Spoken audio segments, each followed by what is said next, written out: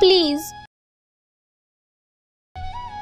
তোকে টাকা দিয়ে কিনেছি কি ওইসব লাগিয়ে করার জন্য? একদম কথা না বলে চুপ করে শুয়ে থাক। প্লিজ তাড়াতাড়ি করুন, ব্যথা পাচ্ছি। আমি আর ব্যথা সহ্য করতে না পেরে কান্না করে দিলাম, আর উনি ওনার ইচ্ছা মতো আমাকে ভোগ করতেই লাগলো। আর করবেই না কেন, তিনি তো টাকা দিয়ে আমাকে কিনে নিছে 2 ঘন্টার জন্য। আরো কিছুক্ষণ তিনি আমাকে ভোগ করার পর আমার শরীরের ওপর ওনার শরীর এলিয়ে দিলেন। আমার ঠোঁটজোড়া ওনার ঠোঁট দিয়ে আঁকড়ে ধরলো আর আমার ঠোঁটজোড়া চুষতে লাগলেন। আমি কিছু উপায় না পেয়ে তার সাথে রেসপন্স দিতে লাগলাম, কারণ আমি এখন তার কাছে টাকায় বিক্রি হয়ে আছি। আর হাত দিয়ে তিনি আমার সারা শরীর স্লাইড করতে লাগলেন। আমার খুব বিরক্ত লাগতেছিল, কিন্তু কিছু করার নেই। মুখ বুঝে সব সহ্য করে নিতে হচ্ছে। আজ প্রথমবার শারীরিক সম্পর্ক করতেছি শুধু টাকার জন্য। জীবনে কখনো ভাবতে পারিনি টাকার জন্য নিজ ইচ্ছায় নিজের সব কিছু থেকে মূল্যবান জিনিসটা বিক্রি করতে হবে। প্লিজ, এখন আপনার দেওয়া সময় আমি আপনাকে দিয়ে দিয়েছি। এখন আমাকে ছেড়ে দিন আর আমার টাকাটা দিয়ে দিন। আর 5 মিনিট সময় দাও, আমি তোমাকে কিছু বকশিশ দিয়ে দিব। না প্লিজ, আমার ভাইয়াকে ডাক্তারের কাছে নিয়ে যেতে হবে, না হলে আমার ভাইয়া বাঁচবে না। এই 5 মিনিটের মূল্য আমার কাছে অনেক। প্লিজ এরকম কিছু করবেন না, আমাকে যেতে দিন। ওহ, এই নাও তোমার টাকা। উনি 10,000 টাকা আমাকে দিয়ে দিলেন, কারণ আগে থেকেই আলাপ করে নিয়েছিল আমাকে 2 ঘন্টা ওনার সাথে সময় কাটালে আমাকে 10,000 টাকা দিবে। আমি ওনার রুমের বাথরুমে গিয়ে একটু ফ্রেশ হয়ে নিলাম, মুখে পানি দিয়ে হাত মুখ ধুয়ে পরিষ্কার করে নিলাম। জামা কাপড় পরে ওড়নাটা ভালোভাবে গলায় দিয়ে পেঁচিয়ে মাথায় ঘোমটা দিলাম, যাতে কেউ বুঝতে না পারে, কারণ উনি অনেক জায়গায় কামড় বসিয়ে দিয়েছেন, সেগুলো স্পষ্ট দেখা যাচ্ছে। আমি বাথরুম থেকে বেরিয়ে এসে দেখি উনি সব কিছু পরে রেডি হয়ে আছে, হয়তো কোথাও যাবে। আচ্ছা, আমি তাহলে আসি, ভালো থাকবেন। এই যে শোনেন, প্লিজ যা বলবেন একটু তাড়াতাড়ি বলেন, আমাকে যেতে হবে, নয়তো আমার ভাইয়াটাকে বাঁচাতে পারবো না। এত রাতে একা, আপনি এত সুন্দর একটা মেয়ে একা রাস্তা দিয়ে গেলে তো এলাকার বাজে ছেলেদের খপ্পরে পড়তে পারেন। তাই বলি কি, আপনি আমার সাথে আসেন, আমি আপনাকে গাড়ি করে নামিয়ে দিয়ে আসব। থাক, লাগবে না, আমি একাই চলে যেতে পারবো। আমার মনে মনে ঠিক ভয় হচ্ছে। বলা তো যায় না, এই রাতের বেলায় কোথাও কখনো বের হইনি, তাই বাজে ছেলেদের খপ্পরেও কোনোদিন পড়িনি। আজকে যদি পড়ি আর আমার ইজ্জতের সাথে সাথে যদি আমার টাকাটা নিয়ে নেয়, তাহলে এই টাকাটাও দিতে পারবো না বাড়িতে। আরে বুঝতেছেন না কেন, এই এলাকায় বাজে ছেলে পেলের অভাব নেই, তাই আপনাকে অফার করলাম, যদি ইচ্ছে হয় আসেন, নয়তো চলে যেতে পারেন। আমি আর কোনো কিছু না ভেবে রাজি হয়ে গেলাম, কারণ এনাকে ভয় পেয়ে আর কি হবে, আমার সব কিছু তাকে দিয়ে দিয়েছি, তাই ওনার সাথে যাওয়াই উত্তম হবে। নয়তো রাস্তায় খারাপ ছেলেদের খপ্পরে পড়লে আত্মহত্যা করা ছাড়া আর কিছুই করতে পারবো না। তারপর আমি ওনার গাড়িতে উঠে পড়লাম। চুপচাপ ফাঁকা রাস্তায় গাড়ি চলছে, দুজনের মুখে কোনো রকম কথাবার্তা নেই, কিন্তু আমার খুব টেনশন হচ্ছে। আমার ভাইয়াকে বাঁচাতে পারবো তো, নাকি আমি ব্যর্থ হব? না না, এইসব আমি কি ভাবছি, আমার ভাই ঠিক হয়ে যাবে। আমি এসব ভাবছি, হঠাৎ করে উনি আমাকে কিছু জিজ্ঞেস করলেন।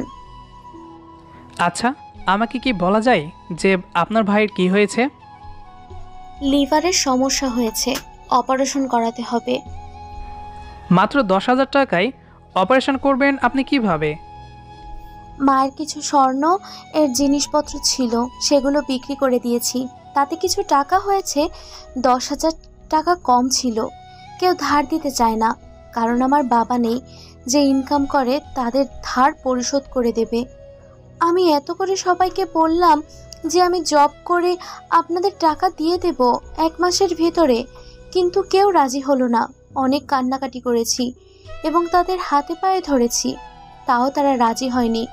শেষ পর্যন্ত কোনো উপায় না পেয়ে তখন আমি মনে মনে ভাবতেছি, ছি, এটা আমি কি করলাম? আমি এত বড় অমানুষ হলাম কি করে? একটা নিরীহ মেয়ের ইজ্জত নিয়ে নিলাম, তাও আবার টাকার বিনিময়ে।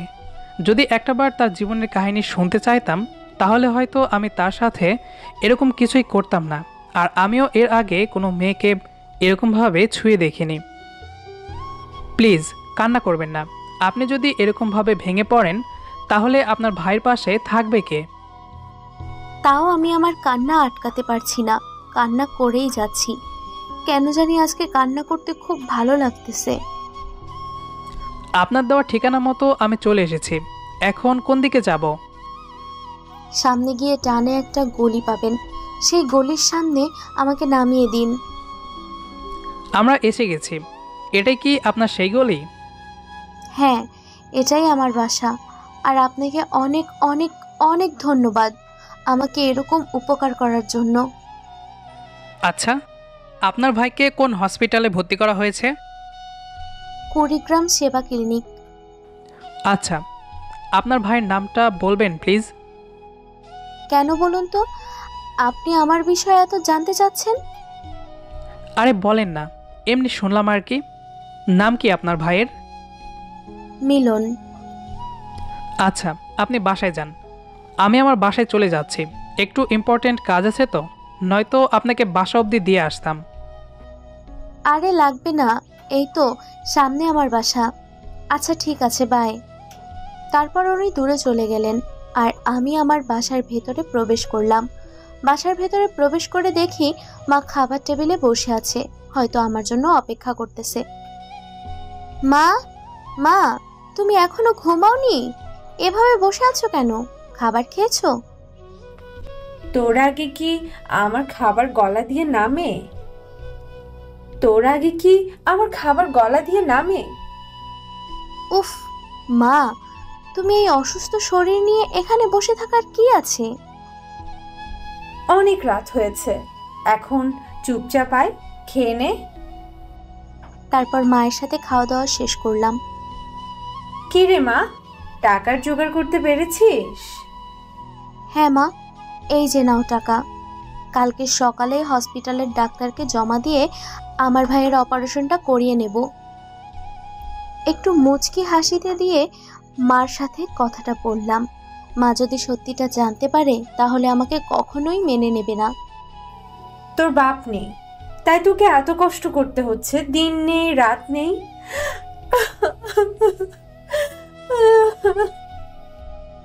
মা প্লিজ কান্না করো না এভাবে। তুমি তো জানো তোমার চোখের পানি আমার সহ্য হয় না। আচ্ছা এখন খেয়ে ঘুমিয়ে পড়, অনেক রাত হয়েছে, আজকে অনেক খাটাখাটনি করেছি। আজকে তোর বুঝি অনেক ধকল গেছে, এখন তাড়াতাড়ি গিয়ে ঘুমিয়ে পড়, রেস্ট নে, কালকে সকালে আবার হসপিটালে যেতে হবে। মা, তুমি আবার বেশি রাত না জেগে তাড়াতাড়ি গিয়ে ঘুমিয়ে পড়ো, কালকে সকালে একটু কাজ করতে হবে। তারপর আমি মায়ের রুম থেকে এসে আমার রুমে আসলাম। এসে গলা থেকে ওড়না সরিয়ে আয়নার সামনে দাঁড়িয়ে দেখি অনেক জায়গায় দাগ হয়ে আছে। তার সেই স্পর্শগুলো মনে পড়লেই ডুবরে কান্না করতে ইচ্ছে করে। দৌড়ে বাথরুমে চলে গেলাম, গিয়ে শাওয়ারটা ছেড়ে দিয়ে নিতে বসে পড়লাম। আর যেসব জায়গায় দাগগুলো আছে সেখানে সেখানে তিনি আমাকে স্পর্শ করেছে, সেই জায়গাগুলো ঘষতে লাগলাম আর কান্না করতে লাগলাম। এতদিন থেকে আমি এত কষ্ট করে নিজেকে ঠিক রেখেছি, কোনো প্রেম করিনি। সেই মেয়ে আজকে, আমি সব সময় একটা জিনিস চিন্তা করেছি, প্রেম করব না, বিয়ের পর স্বামীকে আমার সবটা দিয়ে ভালোবাসবো। কিন্তু আজকে আমার সেই স্বপ্নের মাটি চাপা দিতে হলো। তারপর রুমে এসেই ঘুমিয়ে পড়লাম। 30 মিনিট পর, এরকম করো কেন? টাকা দিব তো, তার বিনিময়ে তুমি তোমার সুন্দর দেহটা দাও। প্লিজ না, এরকম করবেন না। আমি যতই পিছে যাচ্ছি লোকটা ততই এগিয়ে আসতে লাগলো। তোমার না টাকা লাগবে, আমি দিব তো, তার জন্য তুমি তোমার দেহটা দাও। আমি কান্না করতেছি আর পালানোর চেষ্টা করতেছি, কিন্তু পারছি না। লোকটা হঠাৎ করে আমার ওড়না ধরে টান দিলেন। আমি খুব জোরে চিৎকার দিলাম আর তখনই আমার ঘুম ভেঙে গেল। ও, তার মানে আমি স্বপ্ন দেখতেছিলাম এতক্ষণ। কি রে মা, কি হয়েছে? কিছু না আম্মু। চিৎকার করলে যে? একটা বাজে স্বপ্ন ছিল আম্মু। ঘুমিয়ে পড়ো। আমার গা কেমন শিউরে উঠতে লাগলো। আমার খুব ভয় হচ্ছে, যদি লোকটা সবাইকে বলে দেয় যে আমি দেহ বিক্রি করি তখন। না, আমি এসব কি ভাবছি, সব বাজে চিন্তা। আমি আর কিছুই ভাবতে পারছি না, মাথা ব্যথা করতেছে, তাই ঘুমানোর চেষ্টা করতে লাগলাম। কখন যে ঘুমিয়ে গেছি মনে নেই। সকালবেলা, আম্মু সকাল হয়ে গেছে, ওঠো। ও, টের পাইলাম না আজকে। তোমাকে কালকে রাতেই বলেছি বেশি রাত জাগবে না, তুমি হয়তো রাত জাগছো নিশ্চয়ই, তার জন্য তোমার সকাল সকাল ঘুম ভাঙছে না। পাগলি মেয়ে কোথাকার, যখন মা হবি না তখন সন্তানের কিছু হলে বুঝতে পারবি যে মায়ের মন কি বলে। ওহ আম্মু, সকাল সকাল মেজাজটা খারাপ করে দেবে না, বুঝেছো? আমি কত কষ্ট করে টাকা আনলাম যে ভাইকে তাড়াতাড়ি বাসায় নিয়ে আসবো, আর এখন তোমার বকবক শুনতে হচ্ছে আমাকে। তাড়াতাড়ি ওঠো তো। আম্মু আর কিছু বলল না, চুপচাপ উঠে ওয়াশরুমে চলে গেল ফ্রেশ হওয়ার জন্য। জানে যে এখন কিছু বললে আমি রেগে যাব। আমার ভাইকে নিয়ে আমার খুব চিন্তা হচ্ছে। আমার ভাইকে আমার মায়ের বুকে ফিরিয়ে দিতে পারবো তো? আল্লাহ, এমন কিছু আমাদের সাথে করিও না যার জন্য আমার মায়ের বুকটা খালি না হয়। যে ভাইয়ের জন্য আমি আমার সবচেয়ে বড় সম্পদ বিক্রি করে দিয়েছি, সেই ভাইটাকে তুমি নিয়ে নিও না। এদিকে গল্পের সেই ছেলেটি হসপিটালে এসে মিলনকে খুঁজতে লাগলো। এই যে নার্স, গত কয়েকদিন যাবৎ মিলন নামে কোনো পেশেন্ট আছে? হ্যাঁ আছে, তবে আপনি রোগীর কে হন? আর আমার জানা মতো রোগীর শুধু মা আর বোন আছে, তাহলে আপনি কে? আমি মিলনের ভাইয়া লাগি, আমি ওর বোনের স্বামী। ও আচ্ছা, আসেন আমি আপনাকে রুম দেখিয়ে দিচ্ছি। আমাকে রুম দেখিয়ে দিতে হবে না, এখানে সব থেকে ভালো ডাক্তারকে, আমাকে সেই রুমে নিয়ে চলুন। আপনি এসেছেন রোগী দেখতে, তাহলে ডাক্তার দেখিয়ে কি করবেন? আমি বুঝতেছি না আপনি এত কথা বলেন কেন। আপনি এই হসপিটালের নার্স, তাহলে আপনাকে আমি যেটা বলছি আপনার দায়িত্ব আমাকে সঠিক জায়গা মতো পৌঁছে দেওয়া। ওকে, আমার সাথে সাথে আসুন, এখানে একটু দাঁড়ান, আমি স্যারের সাথে কথা বলে আসি। একটু তাড়াতাড়ি করবেন প্লিজ। ওকে স্যার, আপনার সাথে কেউ একজন দেখা করতে চায় মিলন নামের পেশেন্টের ব্যাপারে। আচ্ছা, পাঠিয়ে দেন, দেখি কে তিনি। তারপর নার্স বাইরে এসে অচেনা লোকটাকে ভেতরে পাঠিয়ে দিলেন। জি বলুন, আমি আপনার জন্য কি করতে পারি? আপনাদের হসপিটালে যে মিলন নামের রোগী ভর্তি আছে তার অপারেশন করুন এখন, আর যত টাকা লাগবে আমি দিব।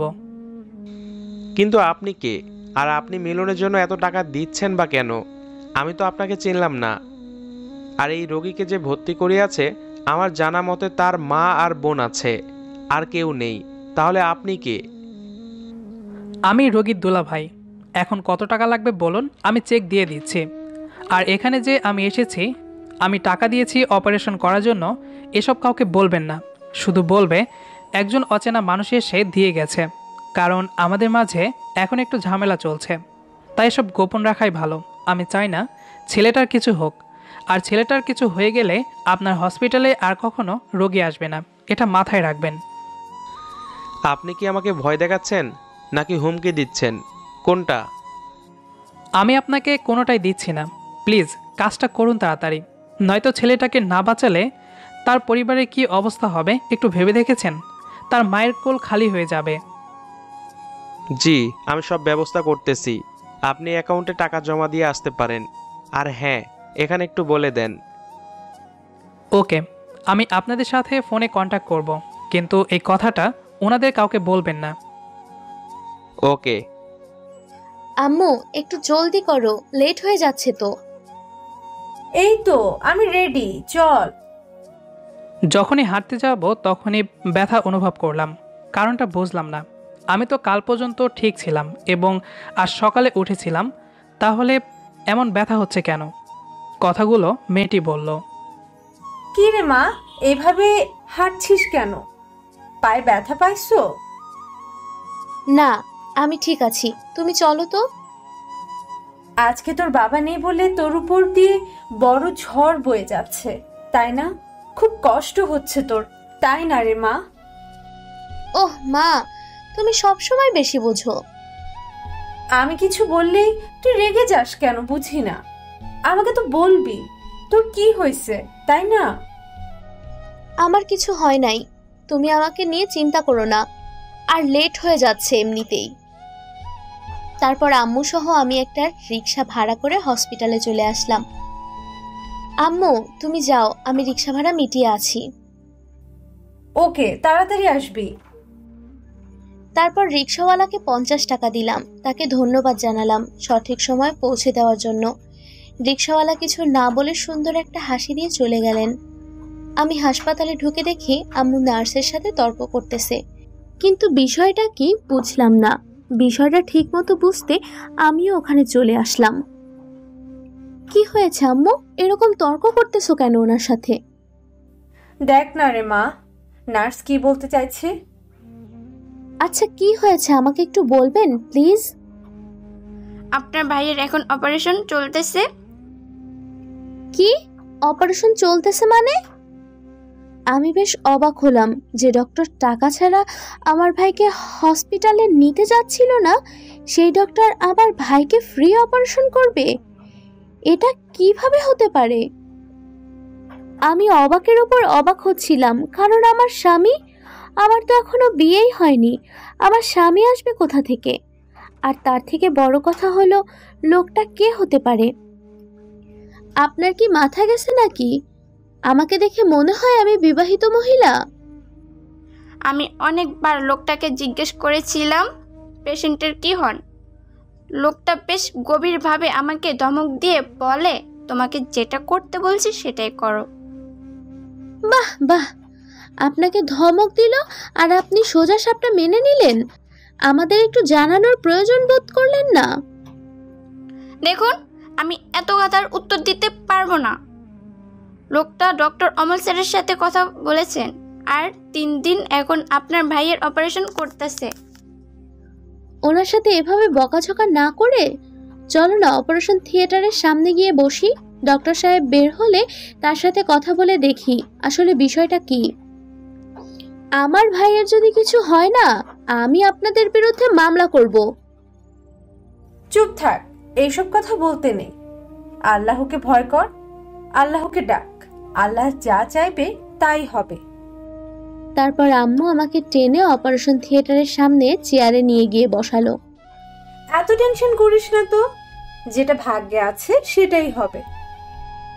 আমি ঠিক বুঝতে পারতেছি আম্মু যতই আমাকে টেনশন মুক্ত থাকতে বলছে, কিন্তু আম্মু নিজেই অনেক টেনশনে আছে।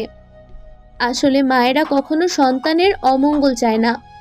আমাকে ঠিক থাকতে বলছে, অথচ নিজের ভেতরে কতটা ক্ষতবিক্ষত হচ্ছে সেটা হয়তো আমি অনুভব পর্যন্ত করতে পারছি না। আমাকে সত্যি করে একটা কথা বলবা? পাগলি মেয়ে, দেখো কি বলে। আচ্ছা বল। তুমি আমাদেরকে খুব ভালোবাসো তাই না? পাগলি মেয়ে, কি যা তা বলতেছিস? কথাটা বলে আম্মু কান্না করে দিল। আমি স্পষ্ট বুঝতে পারতেছি আম্মুর মনের ব্যথা কতটা।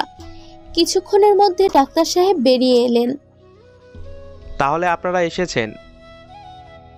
আমার ছেলের এখন কি অবস্থা ডাক্তার সাহেব? এখন আপনারা অনেক চিন্তামুক্ত রাখতে পারেন। 24 ঘন্টার মধ্যে জ্ঞান ফিরে আসবে। আল্লাহর কাছে কোটি কোটি বার শুকরিয়া, আলহামদুলিল্লাহ। এই শুনছিস রে মা, আমার ছেলে ভালো হয়ে যাবে। আম্মু খুশিতে কান্না করে ফেলল। ডাক্তার সাহেব, আমি কি এখন আমার ছেলেটাকে একটু দেখতে পারি? এখন দেখতে পাবেন না, একটু পর আপনার ছেলেকে কেবিনে শিফট করা হবে, সেখানে গিয়ে দেখতে পারবেন। ও আচ্ছা। আপনারা এখানে একটু অপেক্ষা করুন, একটু পর নার্স আপনাদের ডেকে নিয়ে যাবে। ডাক্তার আঙ্কেল, আপনার সাথে আমার কিছু কথা ছিল জরুরি। হ্যাঁ, বলো মা, কি বলতে চাও? আপনি তো প্রথমে টাকা ছাড়া আমার ভাইকে আপনাদের হসপিটালে নিতেই চাচ্ছিলেন না, আর এখন আপনি আমাদের কাছে টাকা না নিয়েই অপারেশনটা করলেন। আমি না কিছুটা বুঝতেছি না, ব্যাপারটা কি, আমাকে একটু খুলে বলবেন? আসলে মা, আমার এখানে কিছু করার নেই। ঊর্ধ্বতন কর্মকর্তাদের আদেশ আমাদের মানতে হয়। আমরা এখানে চাকরি করি, আমাদের নিজস্ব প্রতিষ্ঠান না। আর তুমি বললা না টাকা ছাড়া অপারেশন করলাম কিভাবে? আমাদের কাছে টাকা জমা হওয়ার পর তোমার ভাইয়ের অপারেশনটা হয়েছে। টাকাটা দিল কে? আর হঠাৎ করে এত টাকা আমার ভাইয়ের জন্য দিবেটা কে? দেখো মা, এটা আমি বলতে পারবো না। আমি বেশ অবাক হলাম, কিন্তু কেন আঙ্কেল? শুধু এটা জেনে রাখো, তোমার আপন কেউ টাকাটা দিছে, আর তার নাম, ঠিকানা বা পরিচয় তোমাকে এখন দিতে পারবো না, যদি তিনি অনুমতি না দেন তো। উনি অনুমতি দিবে মানে? আসলে আমি তাকে কথা দিয়েছি, আর আমি কথা দিলে কথা রাখার চেষ্টা করি। আমি এখন আসছি, একটু পর নার্স এসে আপনাদের কেবিনে নিয়ে যাবে। ডক্টর আঙ্কেল আরেকটু কানাইয়া দাঁড়ালেন না, চলে গেলেন তার নিজের কেবিনে। যে আমার এত বড় উপকার করেছে, আমি দোয়া করি তার জন্য সবসময় মঙ্গল হয়। হ্যাঁ মা, এত বড় উপকার যে করেছে তার তো মঙ্গল কামনা করা আমাদের উচিত। এতক্ষণ তো ভালোই ছিলাম, এখন একটু ব্যথা ব্যথা অনুভব হচ্ছে। আর ব্যথা অনুভব হতেই আমার গতকাল রাতের কথা মনে পড়ে গেল। আম্মুকে তো এই কথা বলাও যাবে না, বললে আম্মু আমার মুখটা দেখতে চাইবে না। কি করব ভেবে পাচ্ছি না। আম্মু, তুমি এখানে একটু বসো, আমি একটু আসি। এখন তুই কোথায় যাবি? আম্মু, আমি একটু বাথরুমে যাব। ওকে। আম্মুকে মিথ্যা কথা বলে আমি একটু গাইনি ডক্টরের সাথে দেখা করতে গেলাম। ওনার সাথে কথা বলে কিছু পরামর্শের সাথে একটা মেডিসিন লিখে নিলাম, যাতে করে খুব তাড়াতাড়ি ব্যথাটা দূর হতে সাহায্য করে, নয়তো আম্মুর চোখে খুব জলদি ধরা পড়ব। টাকা মানুষকে কত কিছু করতে বাধ্য করে। গতকাল আমি এই সময় একজন ভার্জিন ছিলাম, আর আজকে এই সময় আমি একজন নষ্ট মেয়ে। আসলে নিয়তির পরিহাস কোন দিকে যায় বোঝা বড় মুশকিল। হয়তো এই খবরটা যদি কেউ জানতে পারে, তাহলে এই সব সমাজে আমি আর মুখ দেখাতে পারবো না। আমি এসব ভাবতেছি আর আনমনে আসতেছি, হঠাৎ করে কে জানি আমার হাত ধরে টান দিলেন। আরে আপনি এখানে কিভাবে? তার আগে বলেন, এখন আপনি কেমন আছেন? আমার ভালো থাকা না থাকা সেটা পুরোটাই নির্ভর করে আমার ভাইয়ের উপর আর আমার মায়ের উপর। তারা দুজন ভালো থাকলে আমি ভালো থাকি। এত খেয়াল রাখেন আপনার পরিবারের ওপর? যদি তাদের খেয়াল না রাখি, তাহলে আমি পৃথিবীতে বেঁচে থাকবো কি নিয়ে? আপনার সাথে যুক্তিতে হয়তো আমি পারবো না, কারণ আপনি অনেক যুক্তি দেখাতে পারেন। আপনি বললেন না তো এখানে কেন এসেছেন? এসেছিলাম, একটু কাজ ছিল। ওহ, আচ্ছা, আপনি কি আবারও টাকার জন্য দেহ বিক্রি করবেন? কেন, কিনবেন বুঝি? সেরকম কিছু না। আপনি মনে হয় নিত্য নতুন দেহর স্বাদ ভোগ করতে খুব পছন্দ করেন। আমি কি একবারও ওই কথা বলেছি যে আমি মেয়েদের দেহকে খুব পছন্দ করি? না, তা বলেননি, কিন্তু আপনি যেহেতু আবার জিজ্ঞেস করতেছেন, তাই ভাবলাম আপনি হয়তো নিত্য নতুন দেহকে খুব পছন্দ করেন। আচ্ছা, আপনি এইরকম উদাসী কথাবার্তা বলেন কেন? কই, আমার কথা তো উদাসীন মনে হচ্ছে না। তাহলে আপনার কাছে মনে হওয়া কারণটা কি? উফ, আপনার ফোন নাম্বারটা দিন তো। সরি, আমি অপরিচিত কাউকে আমার ফোন নম্বর দিই না। দেখুন, ভালোই ভালোই বলছি, ফোন নাম্বারটা দিয়ে দিন। আজব তো, আপনি এসব কি বলতেছেন? আমি তো আপনাকে চিনি না, আপনাকে আমার ফোন নাম্বার দেব কেন? আমি কিছু শুনতে চাই না, আমি শুধু আপনার ফোন নাম্বারটা চাইছি, আর আপনি সোজা সাপটা দিয়ে দেন, নয়তো। না হয় আমি আপনার কাছে ভুল করে আমার দেহটা বিক্রি করে দিয়েছি, তাই বলে কি আমি আপনার কাছে আমার সব কিছু বিক্রি করে দিয়েছি? আমার চিন্তাভাবনা, আমার ইচ্ছা অনিচ্ছা সব কিছু? যদি বলি তাই? এরকম আজব কথাবার্তা বলা বাদ দিন, আর আপনি এখান থেকে আসতে পারেন। ভালোভাবে কথাটা বললাম, তাই গায়ে লাগছে না। এখন কি আমি খারাপ ব্যবহার করবো আপনার সাথে? আশ্চর্য, আপনি এরকম করতেছেন কেন? তাও আবার এইরকম একটা হসপিটালে? আমি আপনার ফোন নাম্বার চাইছি। আপনি ফোন নাম্বারটা দিলে আমি এখান থেকে চলে যাব। না, আমি আপনাকে আমার ফোন নাম্বার দিতে পারবো না। ভেবে বলছেন তো? হ্যাঁ। আমি ওখান থেকে চলে আসতে নিলেই লোকটা আমার হাত টেনে ধরে। কি হলো, এরকম অভদ্রতার মতো কাজ করতেছেন কেন? উনি কিছুই না শুনে শুধু আমাকে ওনার কাছে টেনে নিচ্ছে। উফ, আপনি কিন্তু এটা মোটেও ঠিক করছেন না, এটা হসপিটাল। আমার কথাগুলো মনে হয় ওনার মাথার উপর দিয়ে চলে যাচ্ছে, তার কান অবধি মনে হয় পৌঁছাচ্ছে না। ওনার বুকের সাথে আমাকে একদম মিশিয়ে নিলেন। আমি কিন্তু এবার চিৎকার করতে বাধ্য হব। উনি তাও কিছু বলছেন না, ওনার মতো উনি কাজ করেই যাচ্ছেন। একবার পিঠে স্লাইড করতেছে তো একবার পেটে স্লাইড করতেছে। আমার একদম অসহ্য লাগতেছে। আমি তো ব্যথার জন্য দাঁড়িয়ে থাকতে পারতেছি না, কোমর ব্যথা বেড়েই চলেছে। আপনি কি পাগল হয়ে গেছেন নাকি?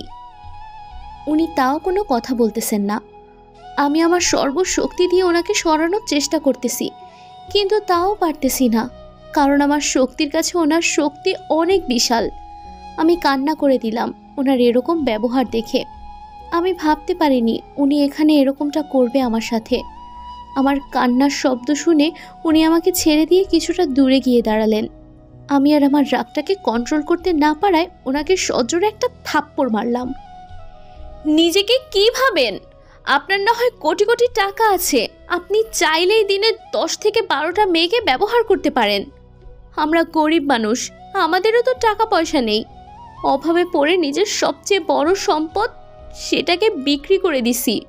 আর সব থেকে বড় কথা, আপনি আমাকে টাকা দিয়েছেন, আমার দেহ ভোগ করেছেন, তাহলে এখন আপনি আমার সাথে এরকম জোর করতেছেন কেন? আমি তো বলেই দিয়েছি আমার নম্বর আপনাকে দিতে পারবো না। আর আপনি যেটা আমার সাথে করলেন, ছি, এটা আমি কখনো ভাবতে পারিনি। আরে আমি কাকে কি বলছি? যে টাকা দিয়ে নিত্য নতুন মেয়েকে ভোগ করে তার ভিতর মানুষত্ব থাকতে পারে না, এটা আমার জানা উচিত। কান্না করতে করতে কথাগুলো বলে ফেললাম।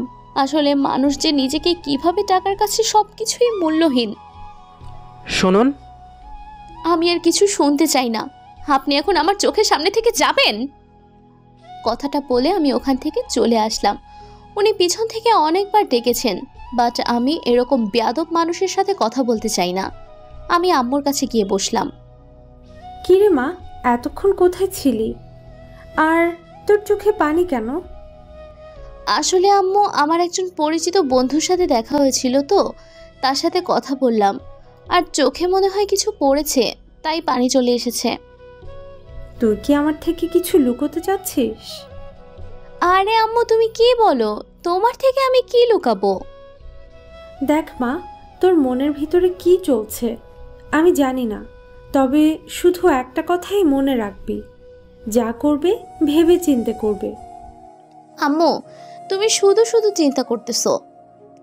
আমাকে নিয়ে তোমাকে কোনো চিন্তা করতে হবে না, চলো ভাইয়াকে দেখে আসি। যদি কোনো সমস্যা হয় মায়ের কাছে লুকাবি না। আরে আম্মু, তোমার কাছে লুকাবো এমন কোনো কথা আছে নাকি? আমার পেটে পেটে যা থাকে সব তো তুমি জানো। আপনার ভাইয়াকে কেবিনে শিফট করা হয়েছে, এখন দেখতে পারেন তাকে, কিন্তু তার সাথে এখন কথা বলতে পারবেন না। 72 ঘন্টা পর তার সাথে কথা বলতে হবে আপনাদের। থ্যাংক ইউ নার্স, আর সরি। সরি বলতে হবে না, আমাদের বোঝা উচিত ছিল এটা। এখন যান, দেখে আসুন, আপনাদের অপেক্ষার প্রহর শেষ।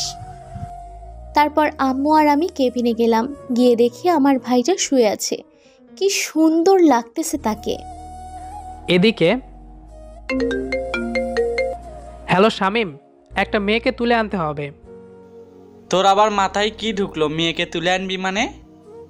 তোকে যেটা বলছি সেটাই কর, আর সবাইকে বলে দে আজকে আমি বিয়ে করতে যাচ্ছি রাতে। মানে তোর মাথা ঠিক আছে নাকি গেছে মাল খেয়ে? আমি একদম ঠিক আছি, তোকে যেটা বললাম সেটা কর তাড়াতাড়ি। ভালো করে ভেবে দেখ, এসব কাজ করা ঠিক হবে না, পুলিশ কেস পর্যন্ত হতে পারে। তুই আমার রাগ সম্পর্কে ভালোভাবে জানিস, আমার মাথাটা এখন গরম আছে।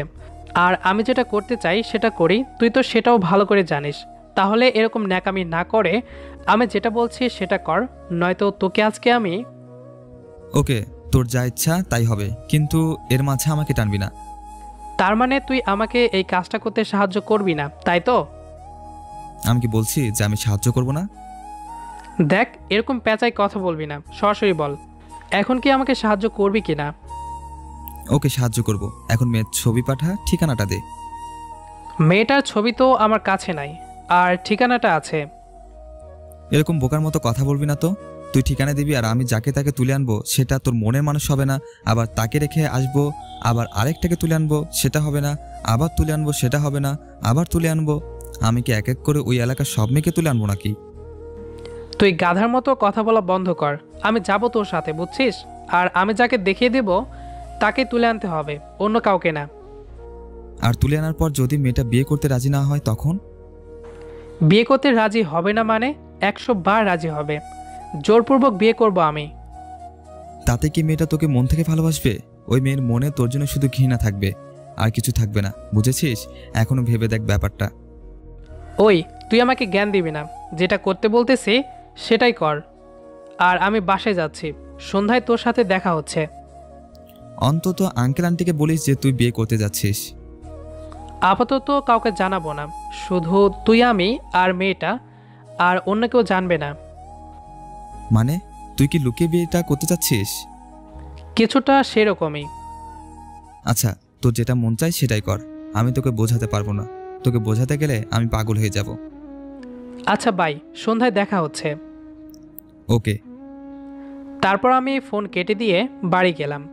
এদিকে আম্মু, তুমি বাসায় যাও, আমি ভাইয়ের সাথে রাতে থাকবো। আরে পাগলি মেয়ে, কি বলিস? আমি থাকবো, তুই বাসায় গিয়ে থাক।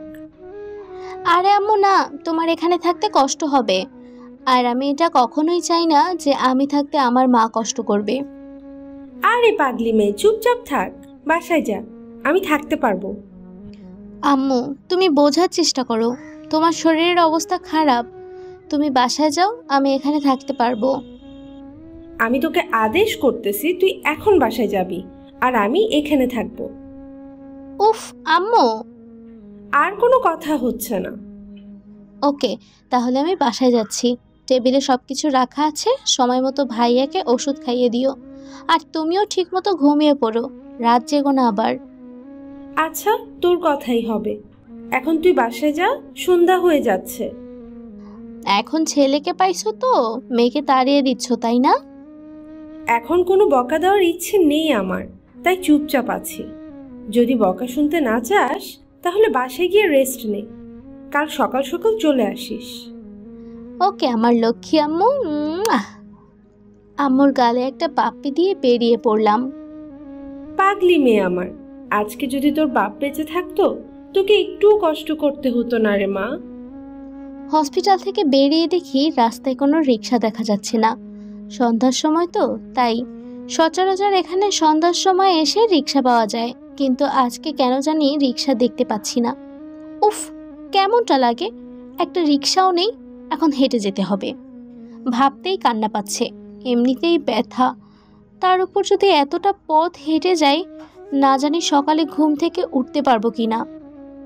এই ওই দিক দেখতে লাগলাম কোনো রিক্সা দেখা যায় কিনা, কিন্তু না, হয়তো আমার ভাগ্যটাই খারাপ। দূর, আর কিছু না ভেবে হাঁটা শুরু করলাম, দেখি সামনে গিয়ে রিক্সা পাই কিনা। রাস্তার এক সাইড দেখতে যাচ্ছি, তার রাস্তা দিয়ে কত রঙের গাড়ি চলাচল করতেছে। সন্ধ্যার সময় তো, তাই পরিবেশটা একটু মজাদার লাগছে। আমার কাছে ইচ্ছে করতেছে আমি এই প্রকৃতির সাথে মিশে যাই, তাহলে থাকবে না কোনো কষ্ট, থাকবে না কোনো দুঃখ। আসলে মানুষ এমন একটা প্রাণী যাকে সব কিছুর সাথে মানিয়ে চলতে হয়। শত কষ্টের মাঝেও নিজের জীবনকে বাঁচিয়ে রাখতে প্রতিনিয়ত আমরা কত কিছুই না করতেছি, শুধু ভালোভাবে বেঁচে থাকার জন্য আর শান্তিতে দুবেলা দুমুঠো ভাত খাওয়ার জন্য। আমরা মানবজাতি কতই আজব, তাই না? কিছু কিছু বড় লোক আছে যারা গরিবদের পেটে লাথি দেয়। হয়তো আমি যেমন দরিদ্রতার কারণে জমার সব থেকে বড় সম্পত্তি বিক্রি করে দিয়েছি, পতিতালয়ে যে মেয়েগুলো আছে তারা হয়তো পেটের দায়ে এইসব কাজ করতে বাধ্য হয়। আসলে প্রতিটা পতিতা নারীকে জিজ্ঞেস করলে তার অতীতটা জানতে চাইলে তার মুখ থেকে শুনতে হবে নানা করুণ কাহিনী, যেটা আপনার মনকে নাড়া দিতে বাধ্য করবে। আনমনে এসব ভেবেই যাচ্ছি আর রাস্তার এক সাইডে হেঁটে যাচ্ছি। হঠাৎ করে একটা গাড়ি আমার সামনে এসে দাঁড়ালো। আমি অনেকটা ভয় পাইছি। হঠাৎ করে এরকম গাড়ির সামনে এসে দাঁড়াইছে তো, তাই বুকে একটু থুথু দিলাম। গাড়ি থেকে দুজন মুখোশ পরলোক নেমে পড়ল। আমি পরিবেশটা বুঝতে পারলাম, তাই দৌড়াতে দিতে যাব, তখন ওই লোক দুটো আমাকে ধরে ফেললেন। প্লিজ আমাকে ছেড়ে দিন, আমি তো আপনাদের কোনো ক্ষতি করিনি। আর জোরে জোরে চিৎকার করতে লাগলাম, বাঁচাও বাঁচাও বাঁচাও, কে কোথায় আছে, আমাকে একটু সাহায্য করো। কিন্তু কেউ আমার চিৎকারে সাড়া দিল না। লোক দুটো আমাকে গাড়িতে তুলে নিলেন।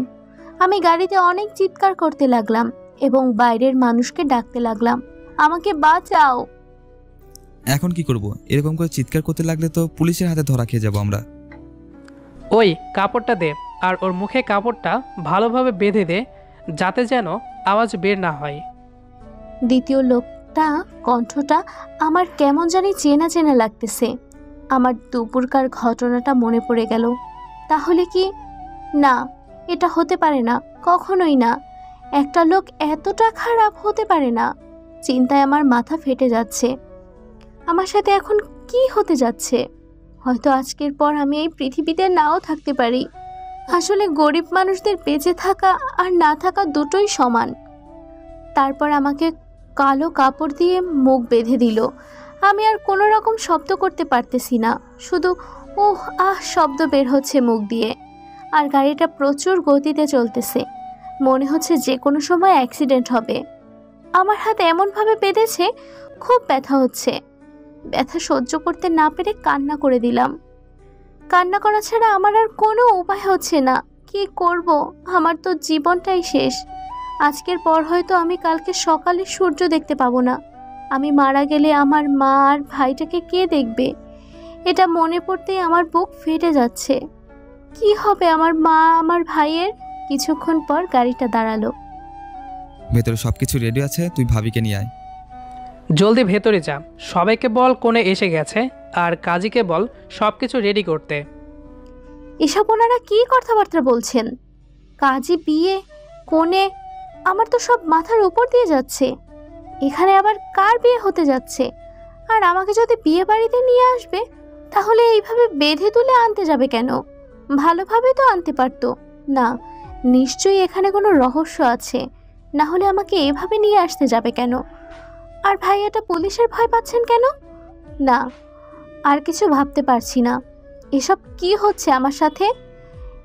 একদিকে তো আমার মা আর ভাইয়ের টেনশনে আমার মাথা ফেটে যাচ্ছে। আমাকে গাড়ি থেকে জলদি নামিয়ে উনি ওনার ঘাড়ে তুলে নিলেন, যেভাবে কিডন্যাপাররা কাউকে কিডন্যাপ করে নিয়ে যায়। আমাকে ঘাড়ে তুলে নিয়ে এত তাড়াতাড়ি তিনি বাড়িটার ভেতর ঢুকে গেলেন। আমার খুব ভয় হচ্ছে। আমি খুব লাফালাফি করতেছি, কিন্তু কোনো প্রকার শব্দ করতেছি না, কারণ আমার মুখ বাঁধা। ভেতরে প্রবেশ করে আমি তো অবাক, কি হতে যাচ্ছে এখানে? আর এসব কি? এখানে দেখতেছি পুরাই বিয়ের ফাংশন।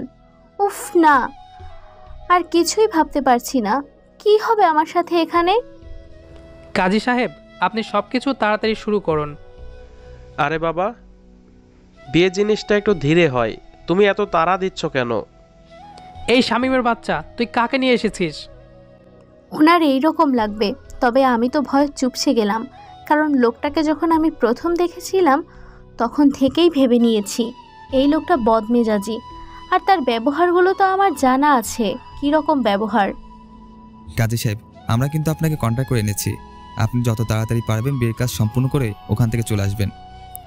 তাই বলে একটা মেয়েকে এইভাবে তুলে এনে আপনারা বিয়ে করতে পারেন না।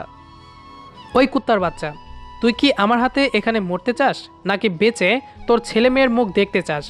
যদি বেঁচে বাসায় ফিরতে চাস তো তাড়াতাড়ি বিয়ের কাজ শুরু কর, নয়তো তোকে এখানে পুঁতে ফেলবো। আরে বাবারে, এটা দেখি আস্ত একটা ডেভিল। এই লোকটা মনে হয় খুন খারাপিতে তো সেরা। উফ, আমি কেন যে ওই কাজটা করতে গেলাম ওই রাতে? না হলে আমাকে কখনোই এরকম কিছু সম্মুখীন হতে হতো না। কাজী সাহেব চুপচাপ বিয়ে পড়াতে লাগলেন। মিয়াজিপাড়া নিবাসী মোহাম্মদ আব্দুস সাত্তারের দ্বিতীয় পুত্র মোহাম্মদ মাহিন আল ইসলাম 1 টাকার দেনমোহর ধার্য করিয়া সরকারপাড়া নিবাসী মৃত মোহাম্মদ সলিম মিয়ার প্রথম কন্যা মোসাম্মদ দীপা সুলতানা বিবাহ বন্ধনে আবদ্ধ করা হইল। বলো মা কবুল। চুপ করে আছি, কারণ এখনো আমার মুখে কাপড় দিয়ে বাঁধা। বলো মা কবুল। আমি এত চিৎকার করে বলতে চাই যে আমি এই বিয়ে করতে পারবো না, কিন্তু আমার মুখ তো বাঁধা, শব্দ বের হচ্ছে না। কি হলো, ভালোই ভালোই কবুল বলবা নাকি আমার আঙ্গুলটা বাঁকা করতে হবে আবার? কিরে, কেউ এভাবে বিয়ে করে? শালা তুই চুপ থাক। আমার বিয়ে আমি যেভাবে ইচ্ছা সেভাবে করব। তুই কোনো কথা বলবি না, চুপচাপ বসে তামাশা দেখ। আমি এত বিয়ে বাড়িতে গেছি, এত বিয়ে দেখেছি, কোনোদিন দেখি না যে মেয়ের মুখে কাপড় বাঁধা। মেয়ের কথা বলতে পারবে না, কিন্তু বিয়ে হবে। তাই তো, আমি তো এতক্ষণ খেয়ালই করি নাই যে মেয়ের মুখে এখনো কাপড় বাঁধা। আচ্ছা মিয়া, আপনি আপনার বউকে ভালো করে দেখবেন না? আপনার জ্ঞান কি সব উধাও হয়ে গেছে? বিয়ের জন্য পাগল হয়ে গেছেন, তাই না? সবাই কি হাসাহাসি করতেছে, এদিকে আমার কান্না কেউ দেখার মতো কেউ নেই। হয়তো এখানে আমি যতই নানা বলি না কেন কিছু হবে না, আমাকে বিয়ে করবে আজকে রাতেই। উফ। তারপর আমার মুখ থেকে কাপড়টা সরিয়ে নিল, আর আমি জোরে জোরে নিঃশ্বাস নিতে লাগলাম, কারণ এতক্ষণ থেকে ভালোভাবে নিঃশ্বাস নিতে পারিনি। আর কিছুক্ষণ থাকলে হয়তো মরেই যেতাম। এই মেয়ে, এখন সোজা সাপটা কবুল বলে দে। যদি তোর ভাইয়ের আর তোর মায়ের... মানে আপনি এতটা জঘন্য? ভালোই ভালোই বলতেছি, নয়তো তোর ভাইয়া তোর মা কালকে সকালে সূর্যটা দেখতে পারবে না। ছি, একটা মানুষ এতটা খারাপ হতে পারে, এতটা জঘন্য হতে পারে? আপনাকে না দেখলে হয়তো বুঝতাম না। এখন চুপচাপ কবুল বল। যত তাড়াতাড়ি কবুল বলবি তত তোর মা আর ভাইয়ের জন্য মঙ্গল হবে, কারণ এখন তারা অনেক কষ্টে আছে। মানে কি বলতে চাচ্ছেন আপনি? আমার মা আর ভাই ওর যদি কিছু হয় তো আমি আপনাকে মেরে ফেলবো। শামিম, ভিডিও ফুটেজ ওকে দেখা, নয়তো কবুল বলবে না। এসব আমি কি দেখতেছি? আমার মা আর ভাইয়া সুন্দর ঘুমিয়ে আছে, কার কয়েকজন লোক বন্দুক হাতে তাদের দিকে তাক করে আছে। হয়তো আমি কবুল না বললে আমার মা আর ভাই এ দুনিয়াতে বেঁচে থাকতে পারবে না। এসব দেখার পর আমি নিস্তব্ধ হয়ে গেছি, আমার পুরো দুনিয়াটা যেন উলটপালট হয়ে যাচ্ছে। এসব দেখার আগে যদি আমি মরে যেতাম বা আমাকে ধর্ষণ করে মেরে ফেলতো তাই সহ্য হতো, কিন্তু প্রতিনিয়ত ধর্ষণ হতে হতো না এই পশুটার হাতে আমাকে। কবুল বলবি নাকি তোর পুরো ফ্যামিলিকে মেরে ফেলবো? আমি বাধ্য হয়ে কবুল বলে দিলাম। কবুল বলে দিয়ে কান্না করতে লাগলাম, কারণ এখন আমার নিত্য সঙ্গী হবে কান্না। প্রতিদিন রাতে ধর্ষণ করবে ওনার ইচ্ছা মতো, আমাকে ভোগ করবে, ছিঁড়ে খাবে। সংক্ষেপে বিয়েটা সম্পন্ন করে কাজে চলে গেলেন। শামিম, তুই এখন বাসায় যা, আর এই খবরটা কাউকে জানাবি না এখন। তার মানে উনি আমাকে এখানে লুকিয়ে বিয়ে করলেন যাতে যেন প্রতিদিন ধর্ষণ করতে পারে, বৈধ ধর্ষণ। তবে মেয়েটার উপর অতিরিক্ত কিছু করিস না, যাতে বেঁচে থেকেও মরার মতো বাঁচতে হয়। তুই এখন চুপচাপ চলে যা, আর আমি আমার বউকে কিভাবে রাখবো, কিভাবে দেখবো, কিভাবে আদর করব, সেটা একান্তই আমার ব্যাপার। তোর এই বদমেজাজি রাগের কারণে একদিন তোকে পস্তাতে হবে। সেই দিনই শামীমের কাছে এসে তোকে কান্না করতে হবে। দেখে নিস, কথাটা মিলিয়ে নিস। মাহিনের কখনো এরকম সময় আসবে না। শামীম ভাই আর কোনো কথা না বলে চুপচাপ ওখান থেকে চলে গেলেন। জানে এখানে কথা বলা তার বৃথা হবে। শামীম ভাই চলে যাওয়ার সাথে সাথে উনি আমার হাত ধরে একটা রুমের দিকে নিয়ে যেতে লাগলেন। বুঝতে পারলাম এখন আমাকে ভোগের শিকার হতে হবে। তোর সাহস কত বড়, তুই আমাকে ফোন নাম্বার দিস নাই? আমি শুধু অবাক হয়ে তাকিয়ে আছি ফোন নম্বরের জন্য। এত কিছু। এখন ফোন নাম্বার না, তোকে আমি প্রতিদিন এই ধর্ষণ করব। আমি আর কান্নাটা আটকে রাখতে পারলাম না। তোর এরকম ন্যাকা কান্নার কোনো মূল্য আমার কাছে নেই, তুই শুধু আমার কাছে ভোগের পণ্য। কথাটা বলে উনি আমার বুক থেকে ওড়নাটা টেনে নিলেন। আমি আমার 2 হাত দিয়ে আমার বুক ঢেকে রাখলাম। উফ, কি লজ্জা, কি লজ্জা, লজ্জাবতী রে। তোর লজ্জা আমি বের করতেছি, দাঁড়া। ওনার মুখ থেকে এরকম নোংরা কথাগুলো আমার কলিজায় কেটে যাচ্ছে। ওনার প্রতিটা কথা যেন আমার গায়ে কাটার মতো জ্বালা দিতে লাগলো। আজকে আমি তোকে সবকিছু খুলে তোর সাথে ডান্স করব। কথাটা বলে উনি আমার দিকে এগিয়ে আসতে লাগলো, আর আমি পিছিয়ে যেতে লাগলাম। আমি কখনোই ভাবতে পারিনি জীবনে এরকম একটা সময় আমার সামনে এসে দাঁড়াবে, আর আমি আমার কান্নাটার 4 দেয়ালের মাঝে বন্দী। প্লিজ আপনি একটু শান্ত হয়ে বসেন, প্লিজ। অনেক কষ্টে কথাটা মুখ দিয়ে বের করলাম। ওনার রাগ দেখে আমি পুরোটাই শুদ্ধ হয়ে গেছি। কি হচ্ছে আমার সাথে এখানে? কেন এত তাড়াতাড়ি তোর দিমাগ শেষ হয়ে গেল? আমি আমার কিসের জন্য দিমাগ দেখাবো আপনাকে? আমার যা কিছু ছিল সব তো আপনি লুটে নিয়েছিলেন। আমি তোর দেহ লুটে নিয়েছিলাম, এটাই বলতে চাচ্ছিস তুই, তাই না? আসলে আপনি আপনার রাগটা একটু কন্ট্রোল করেন আর শান্ত হয়ে বসে আমার কথাগুলো শুনেন, প্লিজ। তোর কোনো কথা শোনার আমার সময় নেই। এখন থেকে তুই শুধু আমার কথা মতো চলবি, নয়তো আমি কখন কি করে বসবো সেটা নিজেও জানি না। কথাটা বলে উনি আমার হাত ধরে টেনে আমাকে বিছানায় ফেলে দিলেন। প্লিজ এরকম কিছু করবেন না, আমার কিছু সমস্যা আছে। তাতে আমার কি হয়েছে? আপনি বোঝার চেষ্টা করুন। এখন আমি আপনাকে সেই সুখটা দিতে পারবো না, আর একটা মেয়ের ইচ্ছার বিরুদ্ধে কিছু করলে সেটা ধর্ষণের শামিল হবে। আপনি একটু বুঝুন, এখন তো আমি আপনার বউ, তাই না? তুই কোনোদিন আমার বউ হওয়ার যোগ্য ছিলি না, আর হবিও না, বুঝছিস? আমি তো তোকে শুধু ভোগ করার জন্যই বিয়ে করেছি। আমি কখনো এটা আশা করিনি ওনার মুখ থেকে, আর আমি এর থেকে ভালো কিছু আশা করতে পারি না। আমার মতো মেয়ের সাথে এরকমটাই হয়। যে মেয়ে সামান্য 10,000 টাকা জোগাড় করতে পারে না, তার জন্য দেহ বিক্রি করতে হয়, সেই মেয়ের সাথে আর কি হতে পারে? এখন তো আমার কোনো কথার মূল্য থাকবে না। তারপর উনি আমার উপর শুয়ে পড়লেন। আমার ঠোঁটে তার ঠোঁট দুটো ডুবিয়ে দিয়ে ননস্টপ কিস করতে লাগলেন।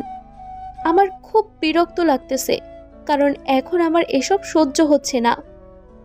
আমি ওনাকে এত সরানোর চেষ্টা করতেছি, কিন্তু আমি তার শক্তির সাথে পেরে উঠতে পারতেছি না।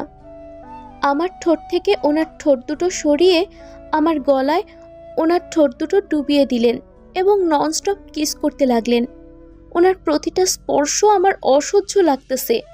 ইচ্ছা করতেছে যদি আমার শক্তি থাকতো তাহলে ওনাকে এখানে মেরে ফেলতাম, কিন্তু আমি তার সাথে এখন পারবো না। আস্তে আস্তে যখনই আমার জামার পিন খুলতে লাগলেন, প্লিজ এরকম কিছু আজকে আমার সাথে করবেন না, আমি খুব অসুস্থ, আপনি বোঝার চেষ্টা করেন।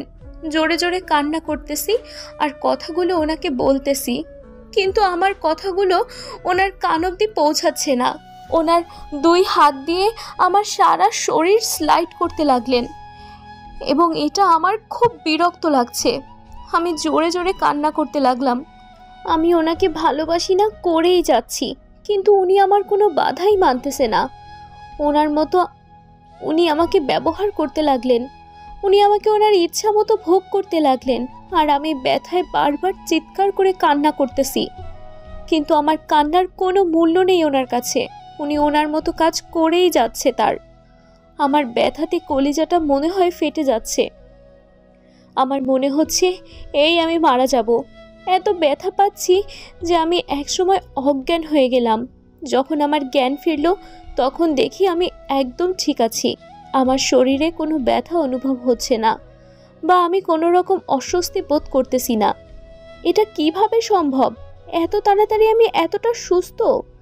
ঘড়ির দিকে তাকিয়ে দেখলাম রাত 3টা বাজে। আমাকে যখন এই রুমে নিয়ে আসা হয়েছিল তখন রাত 9টা বেজেছিল, আর এখন রাত 3টা বাজে। তার মানে আমি অনেকক্ষণ থেকে ঘুমিয়ে আছি। আমি রুমের চারদিকে তাকিয়ে দেখলাম কোথাও ওনাকে দেখা যাচ্ছে না। ব্যাপার কি? আমাকে একা ফেলে উনি কি চলে গেলেন নাকি? আর আমাকে এখানে এমনভাবে এনেছে, আমি রাস্তাঘাট কিছু চিনি না। এখন আমি কোথায় যাব? আমি শরীরের দিকে তাকিয়ে দেখি আমার শরীরে শুধু একটা চাদর মোড়ানো, আর কিছুই নেই। এটা দেখেই আমার মনে পড়ে গেল সেই নির্যাতন, আর আমার চোখ বেয়ে পড়তে লাগলো পানি। আমি দৌড়ে বাথরুমে চলে গেলাম। শাওয়ারটা ছেড়ে দিয়ে 2 হাত দিয়ে সারা শরীর ঘষতে লাগলাম, যাতে করে ওই অমানুষ তার স্পর্শ আমার শরীরে না থাকে। যতই ঘষতেছি ততই কষ্টগুলো আমার মনে পড়তেছে, আর ততই আমি কান্না করতেছি। কান্না করতে করতে ফ্লোরে বসে পড়লাম, আর আমার চোখের পানির সাথে শাওয়ারের পানির সাথে এক হয়ে গড়িয়ে যাচ্ছে। এইদিকে আরে মেয়েটা আবার কই গেল? এখানে রেখে গেলাম। ওই তো এই এলাকার রাস্তাঘাট কিছুই চেনে না, কোথায় যাবে? উফ, আমি এখন টেনশনে বাঁচি না। কেন যে একা রেখে বাইরে গেলাম? দৌড়ে বের হয়ে সবখানে খুঁজতে লাগলাম, কিন্তু কোথাও পাচ্ছি না। এরপর আবার বাসায় ফিরে আসলাম। বাসায় সব রুম চেক করলাম, কিন্তু কোথাও নেই। উফ, বাথরুমে তো যাইতে পারে, বাথরুমে চেক করলাম, না। আমার মাথাটাও না এখন মনে হয় পাগল হয়ে যাবে কয়েকদিন পর। আমি যে কেন এসব করতেছি নিজেও জানি না। দৌড়ে রুমে চলে গেলাম। রুমে গিয়ে দেখি এখনও রুমের ভেতরে আসেনি, আর বাথরুম থেকে শাওয়ারের আওয়াজ পাওয়া যাচ্ছে। তারপর আমি দরজা ধাক্কাতে লাগলাম। এই মেয়ে, দরজা খুল বলতেছি। হঠাৎ করে দেখিয়েছে দরজায় কেউ ধাক্কাধাক্কি করতেছে। তার মানে উনি হয়তো রুমে চলে এসেছেন। এবার কি হবে? আমি তো কোনো কাপড় নিয়ে আসি নাই এখানে, এখন আমি বেরোবো কিভাবে? প্লিজ আপনি একটু শান্ত হন, আমি বাথরুমে আছি, বেরোবো একটু পর। এতক্ষণ কেউ বাথরুমে থাকে? তাড়াতাড়ি বের হন। এই যে শুনুন, আমাকে একটু হেল্প করবেন? বলেন দেখি কি করতে পারি। ওনার মুখ থেকে আপনি ডাক শুনে মনে হচ্ছে ওনার এখন মনে হয় কোনো রাগ নেই। আসলে আমার গায়ে কিছু নেই, আই মিন কোনো কাপড় নিয়ে আমি বাথরুমে প্রবেশ করিনি। যদি আমার কাপড়টা দিতেন। আপনার কাপড় ধুয়ে শুকাতে দেওয়া হয়েছে, এখন এখানে কোনো মেয়ে মানুষের কাপড় নেই। এখন কি হবে? ওকে থাক, তাহলে আমি সকাল পর্যন্ত বাথরুমেই কাটিয়ে দেই। এখানে বসে থাকি আমি, আপনি ঘুমিয়ে থাকেন। সারা রাত ওইখানে থেকে ঠান্ডা লেগে যাবে, আর যখন আপনার জ্বর হবে, অসুখ হবে, আপনার ফ্যামিলির জন্য সেবা করবে কে? আপনাকে দেখবে কে? আপনার ভাইকে দেখবে কে? আমার পরিবারকে নিয়ে আপনার এত টেনশন করতে হবে না, বুঝছেন? তার মানে আপনি এখন বাথরুমের ভেতরে আছেন, তাই সাহস দেখাচ্ছেন, তাই না? উফ, আর বেশি কিছু বলা যাবে না। বলা তো যায় না, সাইকো একটা দরজা ভেঙে ফেলতে পারে আবার। এই নিন আমার শার্ট, একটা প্যান্ট, পরে নিন। মানে আপনার প্যান্ট কি আমার হবে? তার থেকে বড় কথা, আপনার শার্ট, আপনার প্যান্ট আমি পরবো কেন? ওকে, কিছুই করতে হবে না, এমনিতেই বেরিয়ে আসেন। আমি তো আর অন্য কেউ না, আপনার স্বামী তো, তাই না? তাড়াতাড়ি চলে আসেন। উফ, কি বেহায়া মানুষ, মুখে কিছুই আটকায় না। মন তো চাচ্ছে এখনই গিয়ে খুন করে ফেলি, কিন্তু এখন কিছুই করা যাবে না। কিছু করতে গেলে হয়তো আমার ফ্যামিলিকে হারাতে হবে। কি করতেছেন? আমার অফার গ্রহণ করবেন নাকি না? আচ্ছা দেন দেখি। কোনো উপায় না পেয়ে রাজি হয়ে গেলাম, কারণ সারা রাত তো আর বাথরুমে থাকা সম্ভব না। তারপর দরজা আলতো ফাঁক করে ওনার শার্ট প্যান্ট নিয়ে গেলাম। নিয়ে তো নিলাম, গায়ে পরে দেখি সব ঢিলা হলো। এখন কি হবে? হাঁটবো কিভাবে আমি? হাত দিয়ে প্যান্ট ধরে রাখলাম, ধরে আস্তে আস্তে হেঁটে বাইরে আসলাম। আমি বাইরে আসার সাথে সাথেই উনি যেটা করলেন সেটা আমি কখনো কল্পনা করতে পারিনি, যে উনি এরকম কাজ করবেন আমার সাথে। আমি বাথরুম থেকে বের হতেই উনি আমাকে কোলে তুলে নিলেন। আজব তো, আমি হাঁটতে পারি না নাকি নাকি আমি ছোট বাচ্চা যে আপনি কোলে তুলে নিলেন? উফ, বেশি রকম বকবক করলে ফেলে দেব কিন্তু কোল থেকে। না না, এই মানুষের বিশ্বাস নেই, তাই আমি ওনার গলা শক্ত করে জড়িয়ে ধরলাম, যাতে করে চাইলেও আর ফেলে দিতে না পারে। ভয় পাচ্ছেন তাই তো? আসলে ওনার মতলবটা কি আমি বুঝতে পারতেছি না। একটু আগে আমার সাথে যেটা অত্যাচার করলো, আর আমিও তার সাথে এত নর্মাল ব্যবহার করতেছি, আর আমি চাইলেও রুড ব্যবহার করতে পারতেছি না। তার সাথে ব্যাপারটা কি? থাক, এসব নিয়ে ভাবার সময় পাইবেন, এখন একটু বিছানায় শুয়ে থাকেন। আমার কিছু জানার ছিল, আশা করি উত্তরগুলো আপনি দিবেন। কোনো রকম কথা না বলে সুন্দরভাবে শুয়ে রেস্ট নিন, আর যদি একটা কথা বলেন তো আবারও শুরু করে দেব। এই না না, আমি সুন্দরভাবে ঘুমিয়ে পড়তেছি, তাও আবার ওসব করিয়েন না। এই তো লক্ষ্মী মেয়ে, তাহলে তাড়াতাড়ি ঘুমিয়ে পড়েন। আপনি কি চুরি করতে যাবেন নাকি? মানে? কই, আমি তো কিছুই বলিনি। আপনি হয়তো কানে একটু বেশি শুনেন, তাই হয়তো সমস্যা হচ্ছে আপনার। বেশি রকম ন্যাকামি করার চেষ্টা করবেন না, তাহলে এতে বিপরীত হয়ে যাবে। আর আমার রাগ উঠলে আমি কন্ট্রোল করতে পারি না, এটা আমি আপনাকে অনেক আগেই বলে দিয়েছি। আচ্ছা, আপনার এত রাগ কেন? আপনাকে ছোটবেলায় আপনার আম্মু মনে হয় তেতো জিনিস বেশি খাওয়াইছিল। এই মেয়ে, আমাকে ভয় লাগতেছে না? এত বকবক করতেছেন কেন বুঝতেছি না। রাত অনেক হয়েছে, আপনি রেস্ট নেন। এমনিতেই নিজের শরীরের কোনো খোঁজ পায় না, অল্প একটু জ্ঞান হারিয়ে ফেলে, তার আবার বকবক আছে। আমি আপনাকে আগেই বলেছিলাম, আমি ওর জন্য মোটেও প্রস্তুত ছিলাম না, যে আপনার এটা সহ্য করার মতো ক্ষমতা আমার ছিল না। তখন আমি আপনাকে বলে দিয়েছিলাম, আর আপনি সেটা না শুনেই কাজ শুরু করে দিয়েছিলেন। তখন আমি কি করব? এখন আমি কি করব? আপনি যেটা খুশি সেটা করেন, কিন্তু আমার কথা আপনি রিপিট করবেন না। আপনি যেটা খুশি সেটাই করেন, কিন্তু আমার কথা আপনি রিপিট করবেন না। আমি কিন্তু সত্যি সত্যি আবার রেগে যাব। রেগে গেলে আমি কি করে বসি আমি সেটা নিজেও জানি না। আমি কিন্তু সত্যি সত্যি এবার রেগে যাব। আমি রেগে গেলে কি করে বসি সেটা নিজেও জানি না। উফ, আপনার সাথে কথা বলে আমার ভুল হয়েছে। উফ, আপনার সাথে কথা বলাই আমার ভুল হয়েছে। কি মহা ঝামেলায় পড়লাম রে বাবা। এরকম একটা ঘাড়তেরা মানুষের সাথে আমার জীবন পার করতে হবে। না জানি আরো কত কি আছে আমার ভাগ্যে। আচ্ছা, অনেক হয়েছে, এখন ঘুমিয়ে পড়েন। সকালে আবার আপনাকে হসপিটালে দিয়ে আসতে হবে আমাকে। জি না, আপনাকে আমার সাথে যেতে হবে না। আপনি চুপচাপ এখানে থাকবেন, আর আমাকে গাড়ি ভাড়াটা শুধু দিবেন। আমি চলে যেতে পারবো একা। এখন আর আপনি একা না যে যেটা খুশি সেটাই করে বেড়াবেন। এখন একটা কথা মাথায় রাখুন, আপনার স্বামী আছে, আর তার থেকে আপনাকে পারমিশন নিতে হবে যে কোনো কাজ করতে গেলে। আমার স্বামীর প্রয়োজন নেই এখন। যে স্বামী শুধু তার ভোগ করার জন্য বউকে বিয়ে করে, ওই রকম স্বামী আমার লাগবে না। এইবার কিন্তু বেশি বেশি হয়ে যাচ্ছে। আমি রেগে গেলে কি করব সেটা তো ভালো করেই জানেন আপনি। কি আর করবেন বলেন? সর্বোচ্চ আমাকে নির্যাতন করবেন, টর্চার করবেন, একটু আঘাত করবেন। আপনার যা খুশি তাই করবেন, তাই তো? এর থেকে তার বেশি কিছু আর করতে পারবেন না। সর্বোচ্চ মেরে ফেলতে পারবেন। এত বেশি বুঝলে মাথা খারাপ হয়ে যাবে, বুঝছেন? হ্যাঁ, আপনি এটাই তো করতে পারেন, তাছাড়াও তো আর অন্য কিছু করতে পারেন না।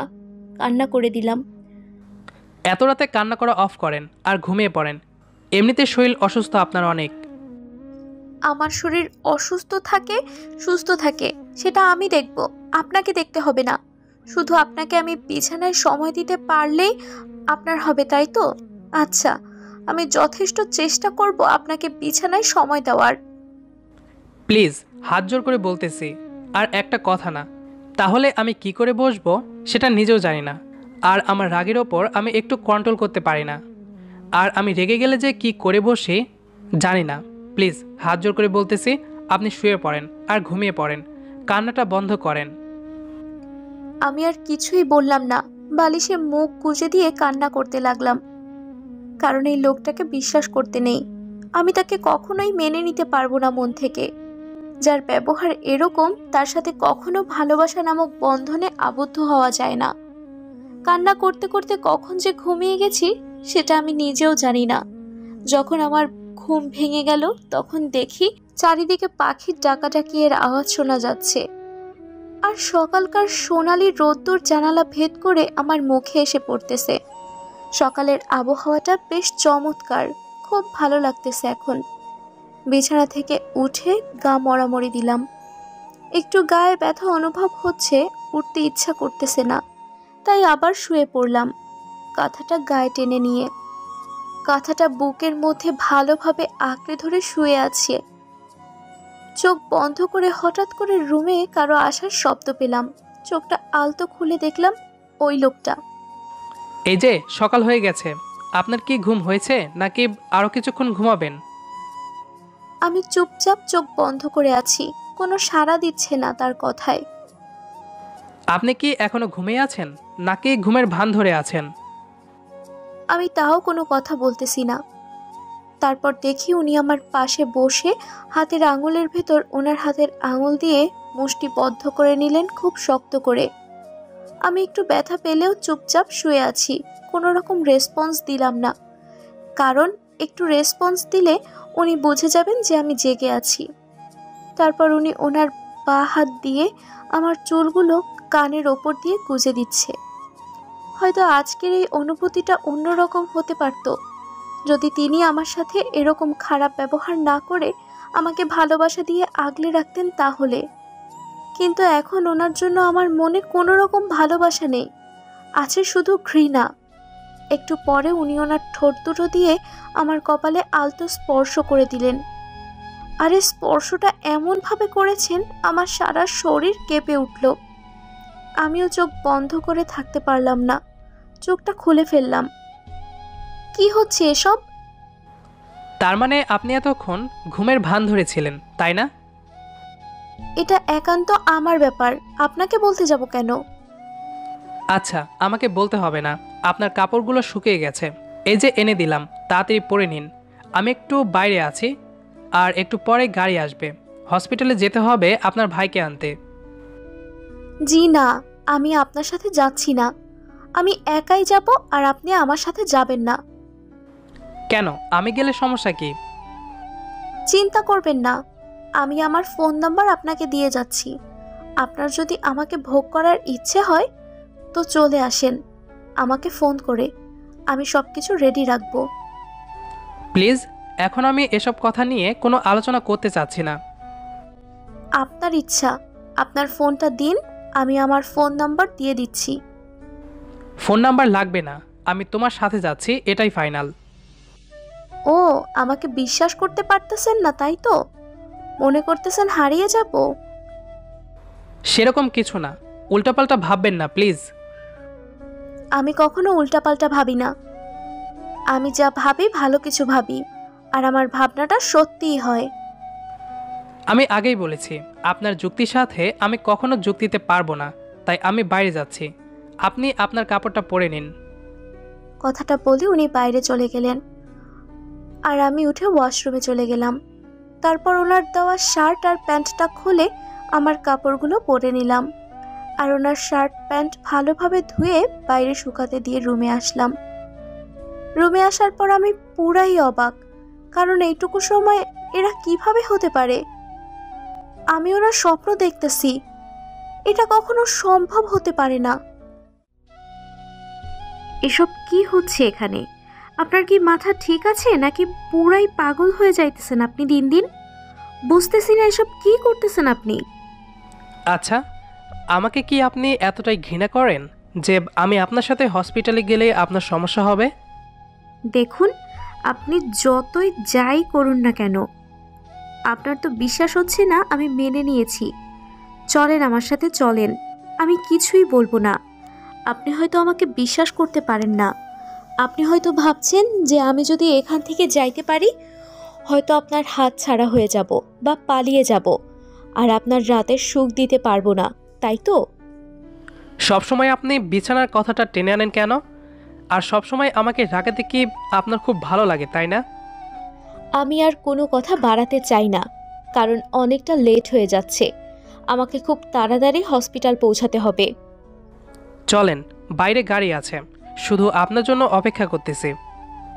আমি আর কিছু বললাম না, চুপচাপ গাড়িতে গিয়ে বসলাম। তারপর উনি গাড়ি চালাতে লাগলেন, উদ্দেশ্য হসপিটাল। গাড়ি চলতেছে, দুজনের মাঝে নীরবতা, কারো মুখে কোনো কথা নেই।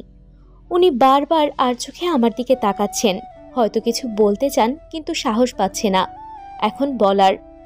আমি ওনার দিকে না তাকিয়ে বাইরের দিকে তাকিয়ে পরিবেশটাকে উপভোগ করতে লাগলাম। আপনি আমার সাথে হসপিটালে প্রবেশ করবেন না, বাইরে গাড়িতে বসে থাকবেন গেটের সামনে। আচ্ছা, আমি ভেতরে গেলে কি আপনার খুবই প্রবলেম হবে? আপনি আমার সাথে এরকম ব্যবহার করতেছেন কেন আমি বুঝতেছি না। আমি তো চাচ্ছি যে আপনার সাথে নর্মাল ব্যবহার করে থাকতে, কিন্তু আপনি আমাকে বাধ্য করতেছেন আমার রাগটা তোলার জন্য। এখন আর আমি আপনাকে ভয় পাই না। আপনি রাগ করে কি করবেন? আমাকে ভোগ করবেন? আমাকে অত্যাচার করবেন? টর্চার করবেন? এর থেকে তো আর বেশি কিছু করবেন না। তাই এখন আমি আর আপনার রাগকে আর ভয় পাই না। ওকে, আপনার যা খুশি তাই হবে। আমি চুপ করি আর আপনি চুপ থাকেন দয়া করে। আমার রাগকে আমাকে কন্ট্রোল করতে হবে, নয়তো আমি এখন কি করব নিজেও জানি না। যদি আপনি আর একটা কথা বলেন তো। উনি আর কিছু বললেন না, চুপ হয়ে গেলেন। আমিও চুপ করে আছি, কারণ বুঝতে পারতেছি ওনার চোখ দেখলে বোঝা যাচ্ছে অনেকটা রেগে আছে। এখন আর কিছু বলা ঠিক হবে না, নিজের বিপদ নিজেই ডেকে আনা ঠিক হবে না। কিছুক্ষণ পর গাড়ি গিয়ে হসপিটালের সামনে দাঁড়ালো। আমি গাড়ি থেকে নেমে সোজা হসপিটালের ভেতরে প্রবেশ করলাম। ওনার দিকে ফিরেও তাকালাম না একবারের জন্য। আমি খুব দ্রুত হাঁটতে লাগলাম। কি জানি আমার মা আর ভাইয়া কেমন আছে। এক রাতের জন্য আমার জীবনটা উলটপালট হয়ে গেছে। এখন আর আমি সেই আগের দীপা নেই। এখন অনেকটা পরিবর্তন আমার মাঝে। নিজেকে যথেষ্ট ঢেকে রাখার চেষ্টা করতেছি, কারণ মা একটু হলেই টের পেয়ে যাবে। তাই নিজেকে সর্বোচ্চ সতর্কতার মাধ্যমে রাখতেছি, মা যেন এখন কিছু বুঝতে না পারে। আমি আমার ভাইয়ের কেবিনে প্রবেশ করে দেখি যে মা রুমে নেই, ভাইয়া শুয়ে আছে। আমি যে ভাইয়ার মাথার কাছে বসে পড়লাম আর ভাইয়ের চুলগুলো একটু হাত দিয়ে নেড়ে দিতে লাগলাম। আমার স্পর্শ পেয়ে মনে হয় ভাইয়ের ঘুম ভেঙে গেল। কিরে আপু, তুই এত সকাল সকাল এইখানে?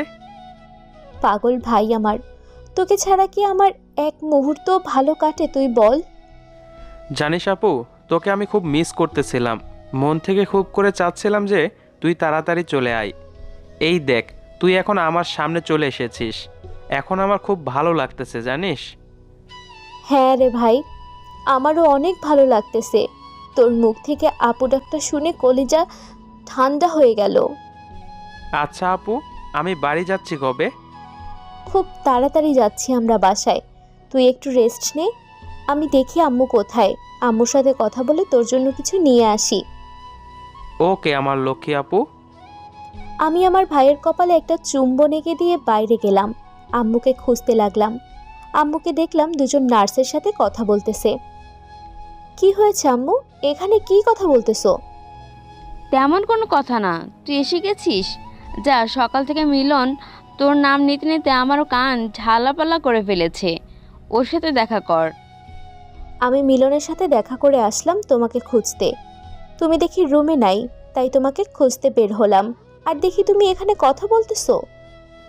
এই তো আমি এইমাত্র আসলাম। রুমের ভিতরেও তো খারাপ লাগতেছিল, তাই একটু বাইরে হাঁটতে আসলাম।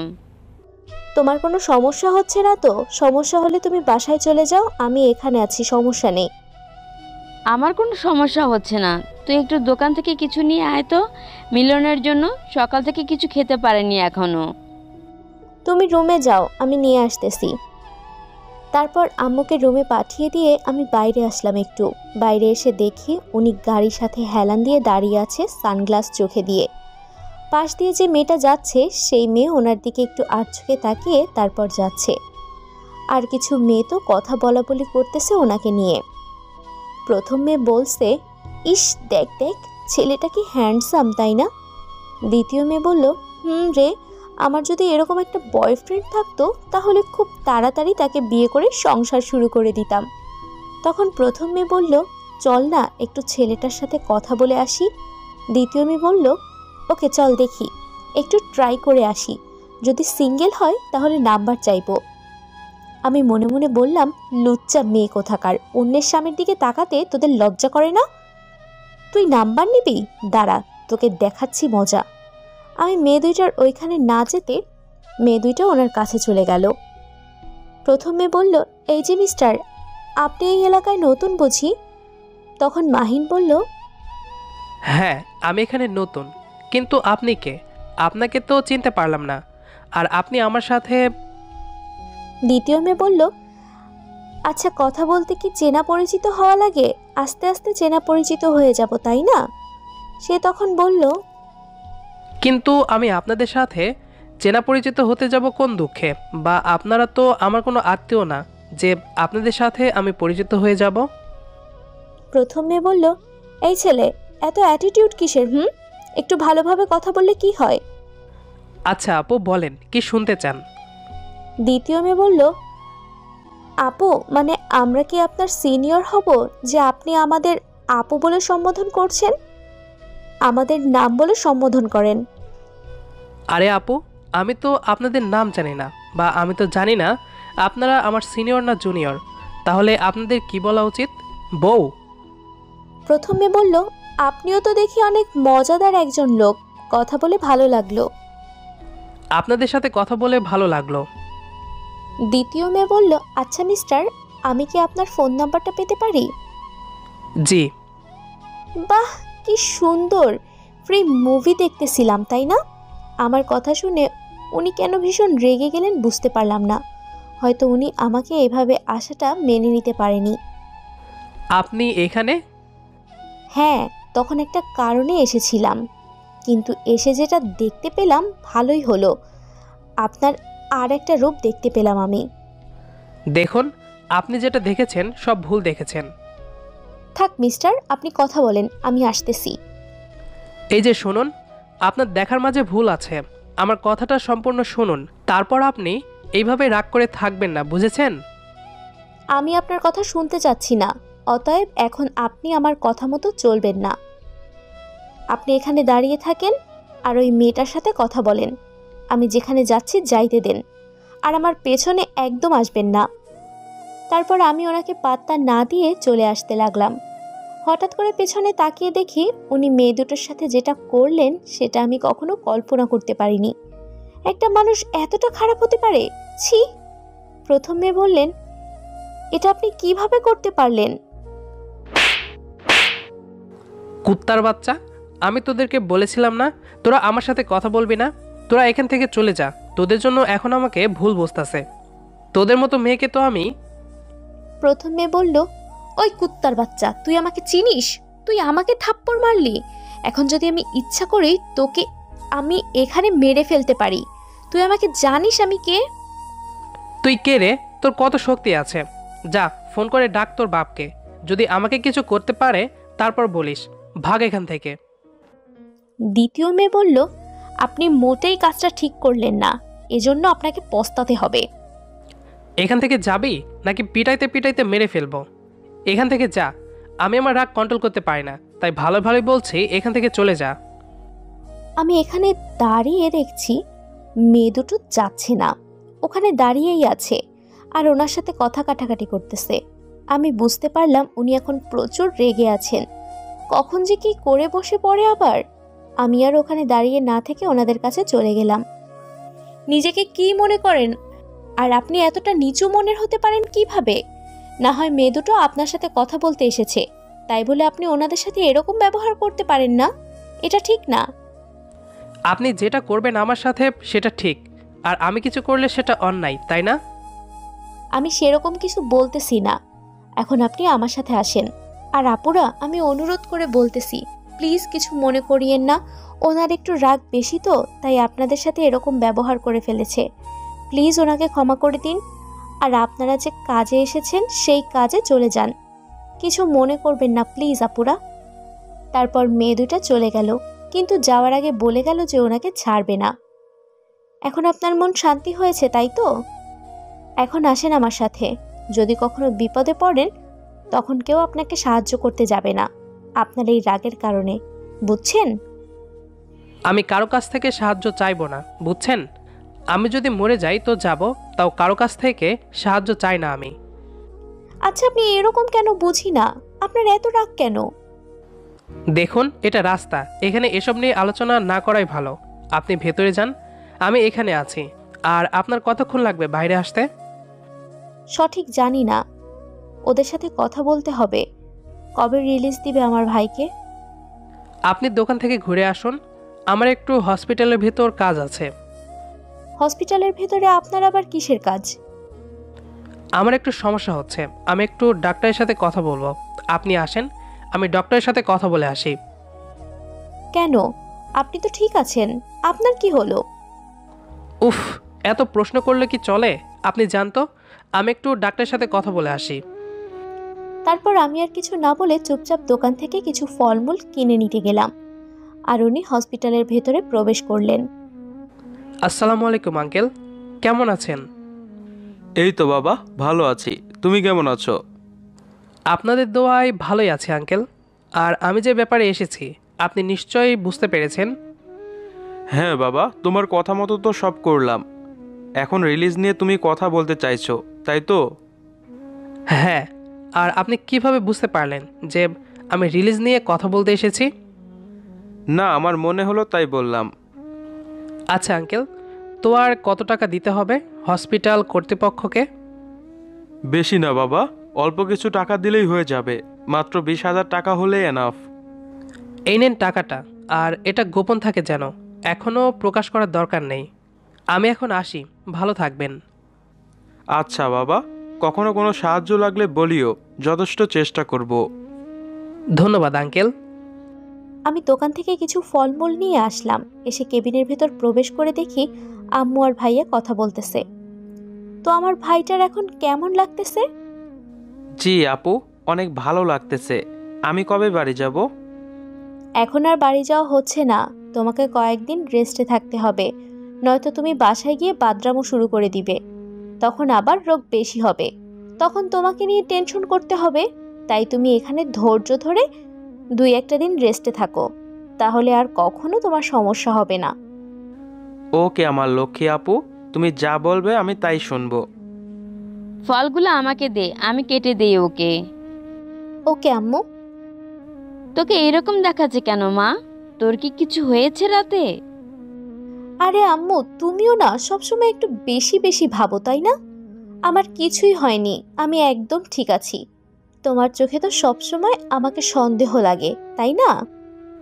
আরে তুই সব সময় এরকম ব্যবহার করিস কেন আমার সাথে? আমি কি তোকে কিছু জিজ্ঞেস করতে পারি না? আরে আম্মু, আমি তো বললাম আমি ঠিক আছি। আচ্ছা, তুই এখন একটু বাসায় যা তো মা। আমি তো একটু আগে আসলাম বাসা থেকে, এখন আবার বাসায় যাইতে বলতেছো? আরে মা, এখন একটু বাসায় যা তুই। আমি তোর ভাইয়ের সাথে আছি এখানে, সমস্যা হচ্ছে না আমার, সব ঠিক আছে। দুজন নার্স আছে, সব সময় দেখাশোনা করে। তুই একটু বাসায় যা, বাসায় একটু ভালোভাবে গুছিয়ে নিস। কয়েকদিন থেকে তো বাসায় ভালো রকম কোনো কিছু করা হয় না, তুই একটু বাসায় যা। ওকে, যাচ্ছি।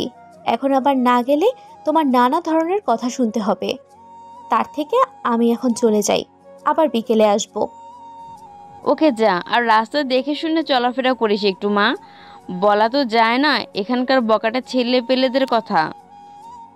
এসব নিয়ে তোমাকে একদম টেনশন করতে হবে না, আমি আসতেছি তাহলে। তারপর কেবিন থেকে বেরিয়ে ভাবতে লাগলাম, কাল থেকে তো বাসায় যাওয়া হয় না। আম্মুকে তো মিথ্যা কথা বললাম, এখন একটু বাসায় গিয়ে দেখতে হবে, বাসাটা একদম ফাঁকা পড়ে আছে। তারপর আমি বাইরে গিয়ে দেখি উনি আগের মতো গাড়িতে হেলান দিয়ে হেডফোন কানে লাগিয়ে গান শুনতেছে। আমাকে বাইরে আসতে দেখে কান থেকে হেডফোন খুলে আমার দিকে এগিয়ে আসলেন।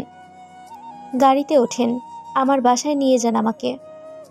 উনি কিছু বললেন না, চুপচাপ গাড়িতে বসে গাড়ি চালাতে লাগলেন, আর আমি ওনার পাশের সিটে বসে বাইরের দৃশ্য দেখতেছি আর উপভোগ করতেছি।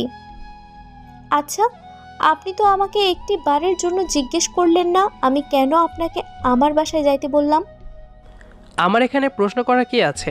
আপনি বাসায় যাইতে চাইতেছেন, আমিও আপনাকে বাসায় নিয়ে যাইতেছি। তাও জিজ্ঞেস করবেন না কেন বাসায় যাচ্ছি? আমার না এখন কোনো কথা বলতে ইচ্ছা করছে না, একটু চুপ থাকবেন? তারপর দুজনের মাঝে নীরবতা, চুপচাপ গাড়ি চলতে লাগলো। আমাদের দুজনের মাঝে কোনো কথাবার্তা হয়নি।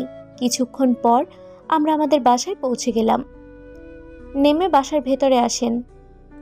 না, আমি গাড়িতে আছি, আপনি যান, ভেতরে যান, আমি গাড়িতে বসে আছি। আমরা এখন কোথাও যাচ্ছি না, এখানে থাকতে হবে কিছুক্ষণ, তারপর হসপিটালে যাব। তাই বলতেছি এখন বাসায় আসেন। তারপর উনি নেমে সোজা হয়ে আমার পিছু পিছু বাসায় আসলেন। বাসার ভেতর প্রবেশ করার পর উনি আমাকে পেছন থেকে জড়িয়ে ধরলেন। বুঝতে পারলাম না হঠাৎ এরকম করার কি আছে। ওনার ঠোঁট দুটো আমার ঘাড়ে গভীরভাবে বসিয়ে দিলেন এবং একের পর এক কিস করতে লাগলেন। উনি আমাকে ঘুরিয়ে আমার ঠোঁটজোড়া ওনার ঠোঁট দিয়ে আঁকড়ে ধরলেন। আমি শুধু অবাক হয়ে তাকিয়ে আছি। ছি, এসব কি হচ্ছে? এতক্ষণ তো ভালোই ছিল, এখন আবার কি হলো ওনার? উনি হঠাৎ করে ওনার হাত দিয়ে আমার পেটে স্লাইড করতে লাগলেন। ওনার ঠোঁট দুটো আমার ঘাড়ে গভীরভাবে বসিয়ে দিলেন এবং একের পর এক কিস করতে লাগলেন। উনি আমাকে ঘুরিয়ে আমার ঠোঁটজোড়া ওনার ঠোঁট দিয়ে আঁকড়ে ধরলেন। আমি শুধু অবাক হয়ে তাকিয়ে আছি। ছি, এসব কি হচ্ছে? এতক্ষণ তো ভালোই ছিল, এখন আবার কি হলো ওনার? উনি হঠাৎ করে ওনার হাত দিয়ে আমার পেটে স্লাইড করতে লাগলেন। আপনি ঠিক আছেন তো নাকি? এসব কি করতেছেন? আমার কথা মনে হয় ওনার মাথার উপর দিয়ে যাচ্ছে, তাই উনি কোনো রেসপন্স দিচ্ছে না আমার কথায়। উনি ওনার মতো সব কাজ করে চলেছে। আমার খুব বিরক্ত লাগছে, কিছু বলতে পারছি না, সইতেও পারছি না। এমন অবস্থায় পড়ে গেছি, না পারি ধরতে না পারি ছাড়তে। আমি আর সহ্য করতে না পেরে জোরে একটা ধাক্কা দিলাম, আর আমার ধাক্কায় টাল সামলাতে না পেরে নিচে পড়ে গেলেন। উনি মনে হয় অতক্ষণ একটা ঘোরের মাঝে ছিলেন। আমার ধাক্কা খেয়ে উনি একটু সোজা হয়ে দাঁড়ালেন এবং মাথাটা নিচু করে ফ্লোরের দিকে তাকিয়ে আছে। আমার দিকে তাকাচ্ছেন না। ব্যাপারটা বুঝলাম না, ওনার হয়েছেটা কি? আপনি ঠিক আছেন তো নাকি আপনার কিছু হয়েছে? আমাকে একটু শেয়ার করবেন? হ্যাঁ, আমি একদম ঠিক আছি, আমার কিছু হয়নি। তাহলে হঠাৎ করে এরকম অদ্ভুত কাণ্ড করার কি আছে? আসলে কি আসলে বলতেছেন? আপনার হয়েছেটা কি আমাকে বলবেন একটু? নাকি আমাকে বলা যায় না আপনার কি হয়েছে? আর আমি তো আপনার সম্পর্কে কিছুই জানি না, আজ পর্যন্ত শুধু আপনার নামটা জানি আর কিছুই না। সময় হলে সব জানতে পারবেন। এখন কি করতে এসেছেন সেই কাজগুলো তাড়াতাড়ি করে নিন। আপনাকে আমি কোনোদিনও বুঝতে পারবো না। আমি বুঝে গেছি যে আপনি কখন কি করবেন সেটা আমার ধারণার বাইরে থাকবে। আপনাকে বোঝা বড় দায়। আরে সেরকম কিছু না। এখন বলুন, আমাকে কিছু হেল্প করতে হবে? করতে হলে করি, না হলে আমি গাড়িতে গিয়ে বসে থাকি। পা ভেঙে হাতে ধরিয়ে দেব এক পা এখান থেকে নড়লে। আমি কি আপনাকে বলতেছি যে আপনাকে আমাকে সাহায্য করতে হবে না? আপনি গাড়িতে গিয়ে বসে থাকেন। এত গাড়ি গাড়ি করেন কেন? গাড়িতে কি আপনার বউ আছে নাকি যে গাড়ি ছাড়া আপনার কিছু ভালো লাগে না? আরে এসব কি বলতেছেন? আপনার কি মাথা গেছে নাকি? গাড়িতে বউ থাকবে মানে? তাহলে গাড়ি কি আপনার চড়ে নিয়ে যাবে যে গাড়িকে সবসময় চোখে চোখে রাখতে হবে? আপনার কোটি কোটি টাকা দামের গাড়ি হারিয়ে গেল আর কিনতে পারবেন না, তাই তো? নাকি আমাদের গরিব ঘরে আপনার মন টিকছে না? আচ্ছা, তাহলে গাড়িতে গিয়ে বসে থাকেন। আপনি না সবসময় বেশি বুঝেন, যার ফলে আমার রাগটাই আমি কন্ট্রোল করতে পারি না, বুঝছেন? আপনার রাগ ধুয়ে আপনি পানি খান। আপনার রাগকে আর আমি ভয় পাই না, বুঝেছেন মিস্টার? এখন আপনি আমাকে হেল্প করবেন। আমি যেটা বলবো সেটাই করতে হবে, নয়তো পা ভেঙে হাতে ধরিয়ে দেব। এসব কি কথাবার্তা হচ্ছে? আমার কিন্তু আমাকে একটু আদর করতে ইচ্ছে করতেছে, করেন। এই যে আমি আপনার সামনে এগিয়ে আসলাম, নেন, যেটা ইচ্ছে করে নেন। উফ, আচ্ছা সব বাদ দেন। এখন বলেন কি করতে এখানে এসেছি আমরা? কালকে রাতে চোর ঢুকেছিল কি না তাই একটু দেখব। আর অনেক দিন থেকে ঘর গোছগাছ করা হয় না, ঘরগুলো একটু গোছগাছ করব, ভালোভাবে পরিষ্কার করব, দেন গোসল করব, তারপর নাস্তা করব, তারপর একটু আড্ডা দেব, তারপর হসপিটালে যাব। চুরে আর কি নিয়ে যাবে বলেন? যদি কিছু নিয়ে গিয়ে তো থাকে তো আমি এনে দিচ্ছি। থাক, আমি ভালো করে জানি আপনার অনেক টাকা আছে। এখন দেখি আমার বাসায় কি কি আছে কি নাই, আর আপনাকে অযথা টাকা খরচ করতে হবে না। আমার টাকা আছে, আমি কিনে আনতে পারবো। আর আমার বাসায় তেমন কোনো দামি জিনিস নাই যেটা চোরে নিয়ে যাবে। এখন আমার সাথে সাথে আসুন, একটু ঘরগুলো দেখি। আচ্ছা, আপনি এরকম কোটামার্কা কথা বলেন কেন সব সময় আমাকে? বুঝি না, একটু ভালোভাবে কথা বলেননি। আমি তো ভালোভাবে কথা বলতে চাই আপনার সাথে। ওরে চোরের মায়ের বড় গলা, আপনার কথায় আমার মাথা ঘুরাইতেছে। উফ, আপনি এসব কি আজব ধরনের কথাবার্তা বলেন না? মাঝে মাঝে আমি কিছুই বুঝতে পারি না।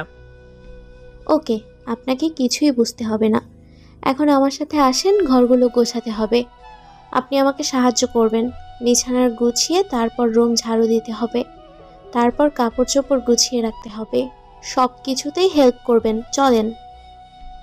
জো আজ্ঞা মহারানী। তারপর ওনাকে সাথে করে একটা রুমে প্রবেশ করলাম। রুমে প্রবেশ করে দেখি সব কিছু আগোছালো হয়ে পড়ে আছে, কোনো কিছু গোছালো নেই। এই যে, আপনি বিছানাটা গুছানো শুরু করে দিন, আর আমি কাপড়গুলো গুছিয়ে রাখি। আমার বলা কথা মতো উনি বিছানায় গোছাতে গেলেন, কিন্তু দেখতে পাচ্ছি উনি ভালো মতো গোছাতে পারছে না। হয়তো কোনোদিন এরকম কাজ করেনি, আজকে প্রথম করতেছে। ওনার কাণ্ড দেখে আমার খুব হাসি হচ্ছে। অনেকবার এটা করতেছে, ওটা করতেছে, কিন্তু বোঝাতে পারছে না। শেষমেশ আমার দিকে অসহায় দৃষ্টিতে তাকিয়ে রইল। কি, পারছেন না তাই তো? আপনার দ্বারা কিছুই করা সম্ভব না। শুধু আপনি রাগ করে উল্টাপাল্টা কাজই করতে পারবেন, তাছাড়াও অন্য কোনো কাজ হবে না আপনার দ্বারা। বুঝতে পারছেন এখন আপনি? আরে বাবা, এত ঝাড়ি দেওয়ার কি আছে? আমি তো চেষ্টা করলাম, কিন্তু পারলাম না। আমি তো এত বড় হয়েছি, এখন ওই সব কাজ করিনি। সব কাজ আম্মু করে দেয়, নয়তো বুয়া এসে করে দেয়। সেটাই তো বললাম, আপনাকে দিয়ে আমার কোনো কাজই হবে না, বুঝেছেন? এই যে দেখুন, এইভাবে এইসব কাজ করতে হয়। দেখে দেখে শিখে নিন, ভবিষ্যতে কাজে লাগবে। আপনার যে বউ হয়ে আসবে তাকে একটু সাহায্য করতে পারবেন। আমার ভবিষ্যতে বউ মানে? বুঝলাম না কথাটা। এসব নিয়ে আমি এখন কোনো কথা বলতে চাচ্ছি না। এখন যেটা কাজ করতে এসেছি আমি সেটাই করি। তারপর কিছু বললেন না, চুপচাপ আমার সাথে আমাকে হেল্প করতে লাগলেন। এক এক করে 3টা রুম ছিল, 3টাই গুছিয়ে রাখলাম। সব রুম গোছগাছ করে দুজনে প্রায় ক্লান্ত হয়ে গেছি, তাই শেষ রুমটা ভালো করে গুছিয়ে দুজনে বিছানায় গায়ে এলিয়ে দিলাম। বিছানায় শুয়ে দুজনেই জোরে জোরে নিঃশ্বাস নিচ্ছি। আমি হঠাৎ করে ওর দিকে আর চোখে তাকিয়ে দেখি উনি আমার দিকে হাঁ করে তাকিয়ে আছে। বুঝতে পারলাম না এভাবে তাকিয়ে থাকার কারণ কি। হঠাৎ করে দেখলাম আমার ওড়না নেই। তাড়াহুড়ো করে ওড়নাটা ঠিক করে ওনার মাথায় একটা চাটি মারলাম। উফ, এটা কি হলো? আমি আপনাকে এত সাহায্য করলাম, তার বদলে অন্য কিছু নয়, মায়ের পেলাম। এটা কিন্তু ঠিক হলো না। আপনি অন্য কিছুর যোগ্য না, শুধু মায়ের খাওয়ার যোগ্য। এখন আবার কি করতে হবে? কেন, হাঁপিয়ে গেছেন নাকি? আপনি না পুরুষ, কোনো কাজের না, বুঝতে পারছেন? মানে কি বোঝাতে চাচ্ছেন আপনি? কচু। হেই না না, এখন রাগে আবার কিছু করিয়েন না। কেন? করলে কি হবে?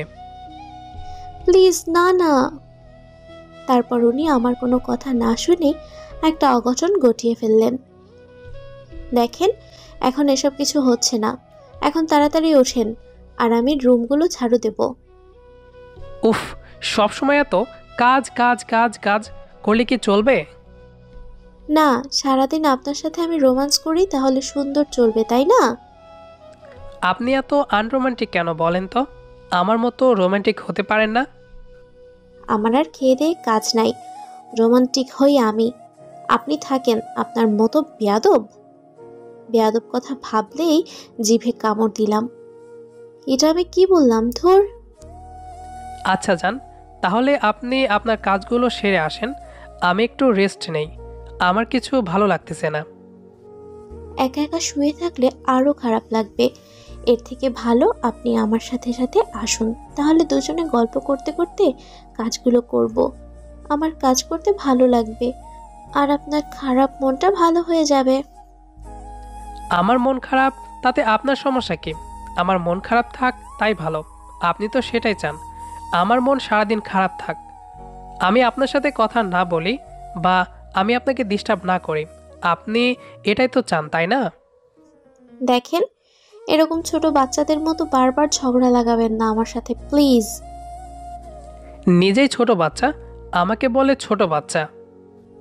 আমাকে কোন দিক থেকে আপনার ছোট বাচ্চা মনে হয় বলুন তো? তাহলে আমাকে আপনার কোন দিক থেকে ছোট বাচ্চা মনে হয়? উফ, আপনি এত ঝগড়া শিখেছেন কোথা থেকে? আপনার থেকে শিখতেছি। আস্তে আস্তে বুঝতে পারছেন ম্যাডাম। তাহলে আমি আপনার শিক্ষক, তাই তো? তাহলে শিক্ষককে এখন থেকে সম্মান দিয়ে কথা বলবেন, বুঝতে পারতেছেন? আচ্ছা ম্যাডাম, দিবনি, অনেক অনেক সম্মান দেব। এখন চলেন, এরকম ঝগড়া করলে আপনার বাসার কাজ কিছুই হবে না। তারপর অনেক খুনসুটি চললো আমাদের মাঝে। খুনসুটির সাথে সাথে আমাদের কাজও শেষ হয়ে গেল। বাসা একদম পরিষ্কার করে ফেললাম দুজনে। এখন বাঁধলো আর এক ঝামেলা, উনি নাকি টিউবওয়েলে গোসল করতে পারেন না। এখন পড়লাম আমি মহা বিপদে। এত বড় মানুষটি বলে কিভাবে গোসল করতে হয় তা নাকি জানেন না। মনটা চাইতেছে মাথায় তুলে একটা আছাড় দিয়ে মেরে ফেলি, সব ঝামেলা এখান থেকেই শেষ হয়ে যাবে। কিন্তু দুঃখের বিষয়, আমার অতটা শক্তি নেই যে ওনাকে মাথার ওপর তুলে নিচে ফেলে দিব। আচ্ছা, আপনি এত বড় হয়েছেন কিভাবে বলুন তো, আমি একটু শুনি। কি আজব মার্কা প্রশ্ন করতেছেন? আপনি যেভাবে বড় হয়েছেন দিনে দিনে, আমিও ঠিক সেভাবে বড় হয়েছি। তাহলে আমি টিউবওয়েলে গোসল করতে পারলে আপনি পারবেন না কেন? সেটা আমাকে জিজ্ঞেস না করে আমার আম্মুকে জিজ্ঞেস করেন নিজে। মানে? আমার আম্মু কেন আমাকে টিউবওয়েলে গোসল করায়নি? আমি বড় হয়েছি, টিউবওয়েল কোনোদিন গোসল করিনি।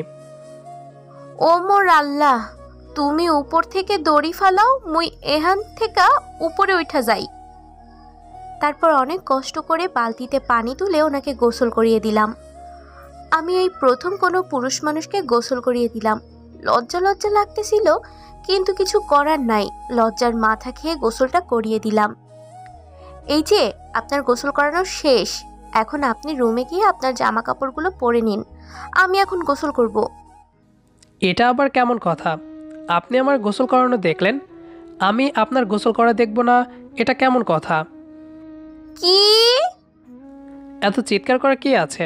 আমি তো সাধারণ একটা কথা বললাম, তার জন্য এত রেগে যাওয়ার কি আছে, বা চিৎকার করা কি আছে? আপনার কাছে খুব সাধারণ মনে হচ্ছে, কিন্তু আমার কাছে অনেক কঠিন মনে হচ্ছে, তাই আমি চিৎকার করছি। আর আপনি এখন বাইরে যাবেন, এটাই ফাইনাল। যদি বাইরে না যাই তাহলে? প্লিজ, আমি আপনার পায়ে পড়ি, আপনি এখন বাইরে যান, আমাকে শান্তি মতো গোসল করতে দেন। আমি বাইরে যাচ্ছি না, যেতে পারি, তবে আমার একটা শর্ত আছে। যদি শর্ত পালন করতে পারেন তাহলে বাইরে যাব আমি। উফ, এখন আবার কিসের শর্ত লাগাবেন? আচ্ছা বলেন শুনি, যদি মনের মতো হয় তাহলে মানবো, না হলে আজকে গোসল করব না। আমাকে এখন একটা পাপ্পি দিতে হবে, এবং সেটা ঠোঁটে। না, এটা আমার পক্ষে কখনোই সম্ভব হবে না। এর থেকে আমি গোসল না করে চলেন, বাইরে চলেন। যদি গোসল না করেন তাহলে 5টা পাপ্পি দিতে হবে। কি? জি। এটা কেমন কথা? গোসল করলে একটা, গোসল না করলে 5টা? আজব ধরনের কথাবার্তা বাদ দিয়ে আপনি এখান থেকে চলে যান। আমি কোথাও যাচ্ছি না। এখন যদি রাজি থাকেন তো বলেন কোনটা করবেন, আপনার ইচ্ছা, একটা না 5টা? উফ, কি মহা ঝামেলায় পড়ে গেলাম রে বাবা। এরকম তেড়া মানুষ আমি জীবনে কখনো দেখিনি। এত কি ভাবতেছেন, কোনটা করবেন? আচ্ছা, এখন পাপ্পি দিব, কিন্তু পাপ্পি পাওয়ার পর আমার দিকে না তাকিয়ে বাইরে চলে যেতে হবে। ওকে। তারপর লজ্জা শরমের মাথা খেয়ে ওনার ঠোঁটের মাঝে আমার ঠোঁট দুটো ঢুকিয়ে দিলাম, এবং কেমন জানি একটা অনুভূতি ফিল হচ্ছে, এর আগে যেটা কখনো ফিল হয়নি, আজকে কেমন জানি হচ্ছে। কিছুক্ষণ পর ঝটপট করে ওনার ঠোঁট থেকে আমার ঠোঁটটা সরিয়ে নিলাম। এমনি এমনি অন্যদিকে ঘুরে তাকালাম, উনি বাইরে চলে গেলেন একটা মুচকি হাসি দিয়ে। তারপর আমি গোসল শেষ করে বাইরে আসলাম। বাইরে এসে দেখি উনি সব কিছু পরে রেডি আছেন, হয়তো এখন যাওয়ার জন্য রেডি হচ্ছে। এ কি, আপনি সব দেখি পরে রেডি হয়েছেন, কোথাও যাচ্ছেন নাকি? কোথাও যাচ্ছেন নাকি মানে? আপনি যাচ্ছেন না? মাত্র গোসল শেষ করলাম, কিছু খাওয়া দাওয়া করি, তারপর একটু রেস্ট নিয়ে তারপর যাব। আজকে বাসায় এখানে খাওয়া দাওয়া হচ্ছে না, আমরা রেস্টুরেন্টে গিয়ে খেয়ে নেব। তাড়াতাড়ি রেডি হয়ে বেরিয়ে আসেন। এই না, টাকা খরচ করার কি দরকার? আমরা তো বাসায় রান্না করে খেতে পারি, তাই না? টাকা খরচ করার কি দরকার নাই? আচ্ছা, আমি যাচ্ছি, খুব তাড়াতাড়ি রেডি হয়ে আসতেছি, আপনি একটু বসেন। এখন আর ঝগড়া করার কোনো ইচ্ছা নাই, কিছু বললেই ঝগড়া লেগে যাবে, তাই যেমন আছি তেমন থাকাটাই ভালো। তারপর আমি রুমে গিয়ে কাপড়গুলো চেঞ্জ করলাম, নীল রঙের একটা জামা পরলাম, কপালে টিপ দিলাম, হালকা সাজলাম। তারপর রুম থেকে বেরিয়ে আসলাম। রুম থেকে বেরিয়ে আমি যেই ওনার কাছে আসলাম, মনে যেটা করলেন আমার সাথে, আমি কখনোই ভাবতে পারিনি উনি এরকম কাজটা আমার সাথে এখন করবে। তারপর উনি আমাকে বিছানায় ফেলে আমাকে আদর করতে লাগলেন। আমিও আজ কেমন জানি ওনার উপর দুর্বল হয়ে গেছি। আমিও তার ডাকে সাড়া দিয়ে তার আদরের মাঝে হারিয়ে গেলাম। এরপর ধীরে ধীরে তার প্রতি আমারও ভালোবাসা জন্মায়। এভাবে আমাদের সংসার এবং দিনগুলো ভালোভাবে কাটতে লাগলো। এখন আমাদের ঘরে একটি ছেলে একটি মেয়ে আছে, তারা খুবই দুষ্টু। এখানে খুনসুটিতে মেতে থাকতে থাকতে আমাদের সংসার এবং সময় কেটে যেতে লাগলো। সবাই আমাদের জন্য দোয়া করবেন যেন আমাদের সময়গুলো অনেক অনেক ভালো কাটে। গল্পটি শুরু থেকে শেষ পর্যন্ত দেখার জন্য আপনাকে অসংখ্য ধন্যবাদ। আর গল্পটি কেমন লেগেছে আপনার কাছে সেটি অবশ্যই কমেন্ট করে জানাবেন। দেখা হবে আবারও নতুন কোনো গল্প নিয়ে। সে পর্যন্ত আমাদের সাথেই থাকুন।